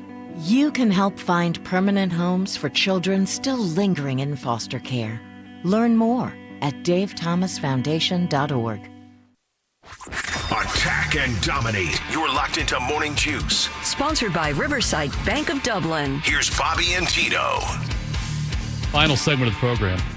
By the way, Bobby, you'll appreciate this. Aaron says Bobby is definitely the young Elvis. Tito is definitely Elvis found on the toilet, and Shark's the Colonel. What's amazing is we used to call Schlegs, and Shark has seen all these pictures of him. Oh, we used to call Schlegs Elvis when he was like 21, like 22, 23. But not Elvis at 21. You more look like the Elvis at 42. Which it's amazing, Shark. Wouldn't you agree? Some of those pictures from him at Ohio State with the Jets, he looks more at 21 like the old Elvis, and then at 42 he looks more like the young Elvis. Absolutely. He cleaned up his act. He got better with age. It's amazing. It looked like that would have been a reality show like Finding Schlegs if they went from the fattest, most disgusting, smelly Schlegs to now. Like he's on one of those celebrity makeover shows or something. You see him walk out. Oh, yeah. Because he was like Benjamin Button. I see those pictures back then, and I'm offended for him. Overweight.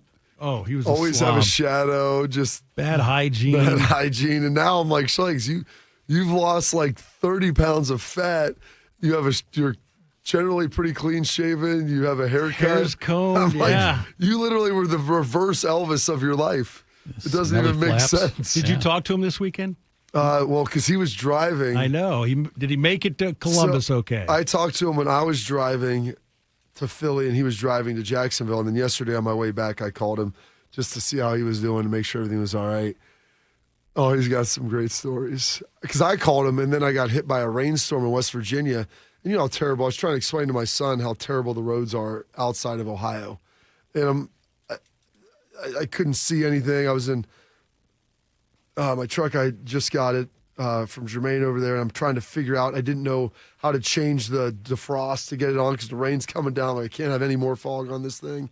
And so I'm like, you do it. Figure it out. I'm like, I cannot take my eyes off the road. We're in a construction zone. I'm by a semi. We're winding down this mountain. There's a good chance we're both going to die if we get in a wreck here. It's you, me, and the wall and the semi. I'll be honest, Bobby. That'd be a real trick if you do that show remotely after you're dead. That would be some That would've ratings. been That'd be a amazing. ratings bonanza right It would have there. been amazing. Been some good ratings for us. Yeah. Fantastic. Yeah. So- Yeah, think about it. Don't be so selfish. Yeah, so I next time. talked to him. So I was like, "Hey, I'm sorry." He's like, "Yeah, bro. You talking?" He was telling me his story. So I'll leave his to him. I think he's going to come in tomorrow. I think that's the plan. Assuming he wakes. Big Look, part of this is he's got to honestly- wake up. But he is now in Ohio. It's a He's short living at drive. the farm. They're renovating their place in Arlington. And he's got to drive up from the farm. Yeah. There's no way. There's no way he's going to do it. No, he'll be on TV. He'll be on his phone like halfway to here. No, That's what's going to happen. There's no way he's not going to be here. If he testifies from the farm, there's no way, Bob. Believe me, his plan Okay. initially when we first started doing the show, we were remote. He goes, "I'm going to set it up at his office for the difference," which was about 15 minutes from his house. And why would you do that? He goes, "That way I can go in, I can do this, and I can start working right away." I go, Schleggs, I know you know you. You need as few impediments to you getting on that machine as anything. Putting it 15 minutes away from your house, I go, and by the way, bud, that's on like a different power grid. What if you get there and the power's off? There's times where, like that happens. You'll be driving, I'm like, oh, there's flashing lights, there's a storm. I had power, but they didn't. I go, this is a terrible idea. And then thankfully he's like, yeah, you're right. I talked to Steph about it. And I'm like, by the way, you missed multiple shows when it was just downstairs. You were late. So why would you have thought that was a good idea? But for you, Sharky, I feel like he'll be in and be ready to go. All right. You know what's going to happen, Shark? What? This is the only way he gets here. If there's a sleepover at Carp's house. No. If Schlegg I've spends the offered him night that. over there, We've if got Schlegg our spends the guest night there, then I think that he gets here. I'm not sure about it. Let's tell us what got you juiced.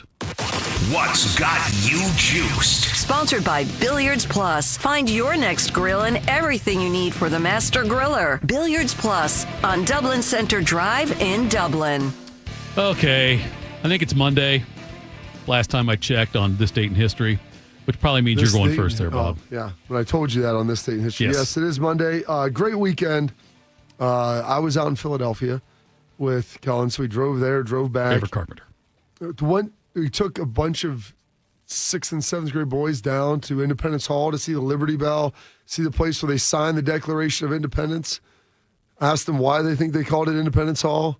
They got that answer right. 4th of July Hall. 4th of July Hall. That's exactly. See? Asked them some other questions about it. Like they were able to get Thomas Jefferson as one of the writers, and then they meandered their way to Ben Franklin. We did have a George Washington answer in there, and a Teddy Roosevelt as well, which that was a little concerning. Ooh, yeah. That was. Hey, we're about 150 years late. Was that kid who said that a good athlete, I hope? No, well, yeah, He's not getting an exactly. academic scholarship anywhere. We did get kicked out of the Liberty Bell for one of the kids touching it, and so we had to learn about rules and etiquette of handling yourselves in public and doing some things. But when we went to Independence Hall, I go, listen, we're going to assume that you don't touch anything unless they say you can touch it. And I go, I'm going to give you like a little tip, a pro tip for life, guys. Whenever there's something behind a velvet rope or in a cabaret, there's no touching unless it's explicitly stated. That All right? explains why my wife always sleeps with a velvet rope.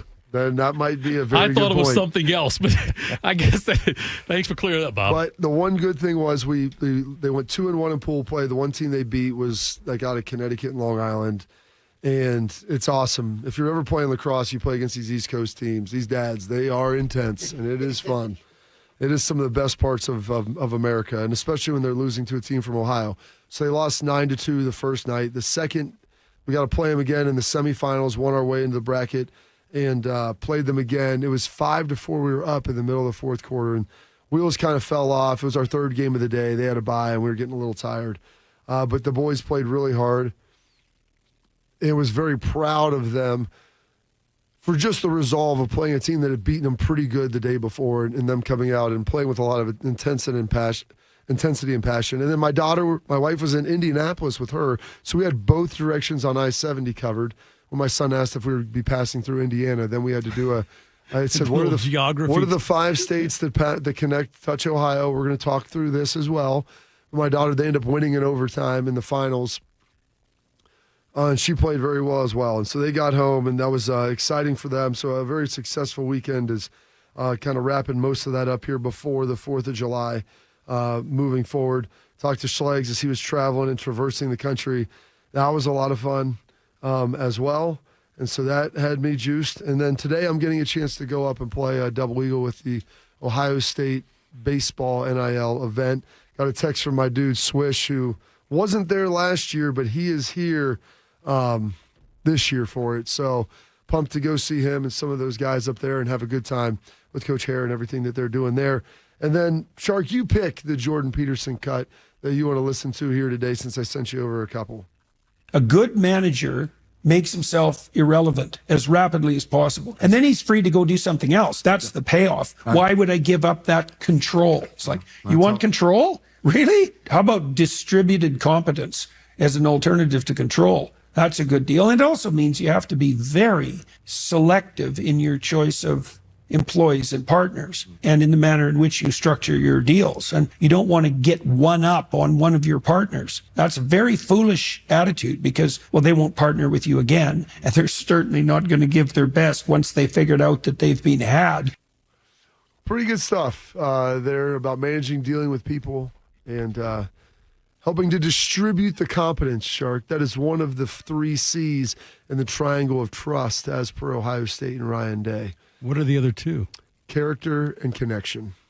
Character, connection, competence. Be a subject matter expert. Be someone that you can trust, and you got to be able to relate to people. And if you can do those, what do you know? Or what are you as a person? What do you know? And then what you can relate to other people. There you go. And you get that done. Tito added a 4th one, conniving. Conniving. That's actually a little like the jet out of that he likes to use. What's Schleich got to say? I'm a fan in the sense that I am for them, not looking at things to be against them. My glass is always 9/10 full. Maybe my cup is like 99 out of 100% full. I don't know. I'm like the Duke, just a supporter. I'm like the Duke. John Wayne. Your cup's half full. No, it's 9/10, maybe 99%. First, I got to tell you what doesn't have me juiced, and it concerns the 4th love of my life, the Guardians. After God, country, family, then the Guards. They were shut out twice in their first 51 games this season. Twice.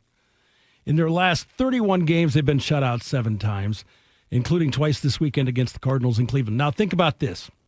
On May the 24th, what is that, like 5 weeks ago? The Guards were 29-22. Since then, they've gone 11-20. Ooh. They played 27 innings this weekend, okay? 3 games, 9 innings each. They scored in 1 inning. 26 innings, they were shut out. In the 4th inning on Saturday, they scored 6 runs. And then they blew a 6-1 lead and lost 9-6. Tom Verizer's not walking through that door. Oh, my God. Who? Tom Verizer, wasn't it? Tom Verizer. Right? What about Jerry Dubzinski? Albert Bell. Joey Bell. Yeah. I'm just saying, that's they're very not. reminiscent of your And, Indians social back media is then. like, just blow up the team. What are you going to blow up? Right. These guys are all, 23 years old. Yeah. What are you going to replace them with? It's very sad right now, and our manager is in Cincinnati, and that really hurts. But anyway, yeah. Shutout on Friday on 2 hits. Shutout on Sunday on 3 hits. It's a sad, sad day. You need to get some roids in those boys. They juice them up. By the way, they played 6 games last week. Yeah. Committed 13 errors. That's even better. Dude, so they're not hitting, they're not pitching, and they're not fielding. So that's good. They're spreading it around. Yes. And then what does have me juiced? LeBron James will play a 23rd season in the NBA. That breaks the all-time record. Who held it previously? I would say it's Kareem. I would say Kareem played 20. Vince Carter? Vince Carter Yes, played 22. good job on that. Air Canada. So he is exercising his $52.6 million option with L.A. Glad to see that he's really taking a pay cut for the team. Yeah, Brady. The amazing thing is he's not slowing down. He averaged 24, 8, and 8 last season. It's unbelievable. People to do can that hate at 40. him. You know this, Shark. Like, you watch a lot of other NBA players play at 40. Yeah. I mean, they are a shell of what they were. He is like literally went from being a top 5 player to like a top 10 player. It's incredible. I was looking today. Larry Bird was one of the first players to make $1 million a year, and he was one of the first players to make $5 million a year. He made $25 million in his 13-year career. Larry good. Bird.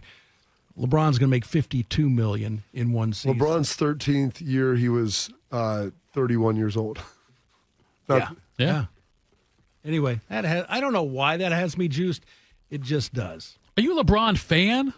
I'm not a LeBron fan. I'm not like people in Cleveland though that hate him because he left us. He gave us 11 good years, won us a title. How can you not love that? Yeah, got a statue, deservedly so. It's funny. I'm so anti-statue, but I'm pro borderline plays me in the Hall of Fame. Yeah, I mean, if you're LeBron James, you need a statue. A statue in Cleveland. He took them to 5 finals. They won the greatest company. I mean, what are we talking about? But does he deserve a statue in L.A. or Miami? Maybe Miami. Probably Miami. He played there 4 years and went to the finals 4 times. Probably not Won L.A. 2. L.A.'s got. Also, you have to look at the tradition of what he did there. Right. You know, I said, being a third-team All-American at Ohio State, that for football doesn't qualify for much. Basketball, they are putting you in the Hall of Fame here. Are you referring to Shador? No, just a little bit like that. Shador was a 4th-team All-American. But at Colorado, they don't have near the history of it. Right. Yeah, but the other guys that were better than him, though. Salam. I don't think Cordell Stewart's number's not retired. You know what I mean? Mm-hmm. And I think his should be. His dad wasn't the coach, though. That's true. That's a good point. That's fair. I get all that, and that's part of it. But some of it is relative to the history. I mean, outside of Shaq and Dwayne Wade, give me notable Miami Heat player. I mean, Glenn Rice was there for a while, but he didn't win anything. Alonzo Mourning. Chris Bosh. But Tito. Yeah. What has you juiced? Well, it's one of those Alanis Morissette situations this weekend. Canadian. Yeah, mate. I did. Yeah, don't say hey. That's the same thing as mate. That's exactly right, Bobby. You guys are making my point for me. God, happy Independence Day week. I moved some pavers. It's good. Felt pretty manly. Physical activity. Right? You're sore today, aren't you? No, I feel good today. No, great. Heather and I did. Nonetheless, we moved them. He pointed to him, and Heather picked him up. She picked it up and said, hey, can you help me with this? And I said, sure. And then I grabbed the other half. It moved some pavers. Felt a bit manly, right? So, the cock of the walk there. Then I get a call from my mechanic. Hey, Tito, you probably need to come in for an oil change pretty soon. I do. He said, yeah, I'm looking at your records here. It's been a while. You got to get in here. So I forgot. I think that first of all, they have the little sticker odometer number. I usually take that it. off. That right there is annoying. That gets in the way. But so then I thought about that. I remember when I was 16, girlfriend at the time, her dad showed me how to change her own oil. No, so this was Gen E. Let's be careful here. Jenny. And anyway, showed me how to change my own oil. And I've never done it since then. So when something like this happens, I think oil change related, it automatically takes you back to not being a man. Because you probably don't even have the equipment. Do you even have an oil pan to catch in? We got Tupperware and stuff in the house. Yeah, exactly. You have to have a grate so when you unscrew the tip. Can't you put like a pan underneath, like a regular pan? If you want to dig your hand through the oil to get the plug, because you have to unscrew it and then it fires out. Right. Why can't you just catch it? Yeah. Well, you catch the oil or the screw? The screw. Yeah. Look at him over here, Mr. Miyagi. Like he's going to snatch that out of the air. You can't tell me you can't catch that. I'm not going to try and get oil over myself is the other thing, it's too. It's not hot oil. It's like room temperature oil. I don't want to get oil all over myself. I've changed my own oil. My son, Kellen, asked me if I could do it. I go, yeah. And I go, that's what that black pan is here. I go, I would usually pay someone because there's all this other crap that they usually do on it, too. But if I had a lift, I would do it, I think. I don't want to get down on the ground like that. But, by the way, until I hurt your back, No, I'm saying if you have a lift that I can stand up and do it, Bob, I will do it all day long. I will Jiffy Lube my own car all the time. But anyway, that was my weekend. That's what got me juiced. Shark. What? One more. Yeah. One sleep. All right. And then Bodie takes over, thank God. Make sure you tune in on 10 TV Plus if you want to see us again. Why wouldn't you? And I will quote a famous comedian. If you like us, tell your friends. If your friends don't like us, find new friends. This is Morning Juice. Bobby Carpenter here with Riverside Bank of Dublin Sports Money Report. Every successful franchise in sports has a long-term vision, and behind that long-term vision are the people executing the plan. In the words of the great Woody Hayes, you win with people. It's the same in business and in life. Surround yourself with good people and build strong relationships with those people, and the path to success becomes very clear. Here's Chuck Moore, CEO, and Travis Sanders, president of Riverside Bank of Dublin, on how they win with people. A team's success can be directly tied to the quality of its players, coaches, and leadership. In sports and in business, talent alone doesn't win. It's why we focus on building strong relationships with our clients and why we strive to always offer the best advice, the best products, and the best customer service for our clients. Thanks, Travis. We want them to focus on their business and their people and let us handle their banking needs. Tune in every day for the Riverside Bank of Dublin Sports Money Report. Visit their office at 6300 France Road in Dublin or online at riverside.bank. Member FDIC, Equal Housing Lender. Hey, it's Bobby Carpenter. I know what it's like to be stuck in that cycle of pain where you're trying to get better. You keep going to the doctor, steroid shots, surgeries. Do not go down that road anymore. Go see my friends at QC Kinetics. They will help treat you without going under the knife and without the meds. QC Kinetics are the leaders in regenerative medicine to help your body heal itself. And I should know, I've been a client there and they helped me with my knee get back to the running in the summer and going whitewater rafting and all of the things that you enjoy. And this is the critical part about my friends with QC. 92% of patients report satisfaction with their results. That's peace of mind. It's not just a number. They're trying to help you. They're the second opinion that you're looking for to keep you from getting under the knife. To find out if you're a good candidate, go check them out at qckinetics.com/Columbus. The consultation is free, or call 380-284544. That's 380-284544. They have offices all over Central Ohio. So go check them out. We asked parents who adopted teens to share their journey. Nathan has taught me to embrace the moment. Age-wise, I'm in my late 60s. I'm old enough to be his grandfather. Will he be embarrassed to acknowledge me as his dad? I think the most important thing we can do is let them know that they're safe, that they're valued and cared for and loved, and that they're important. I knew I wanted to be adopted by him because of how he taught me to be the person who I am today. And it's coming from a dad that didn't expect to become a dad, and I feel very proud to be his son. That was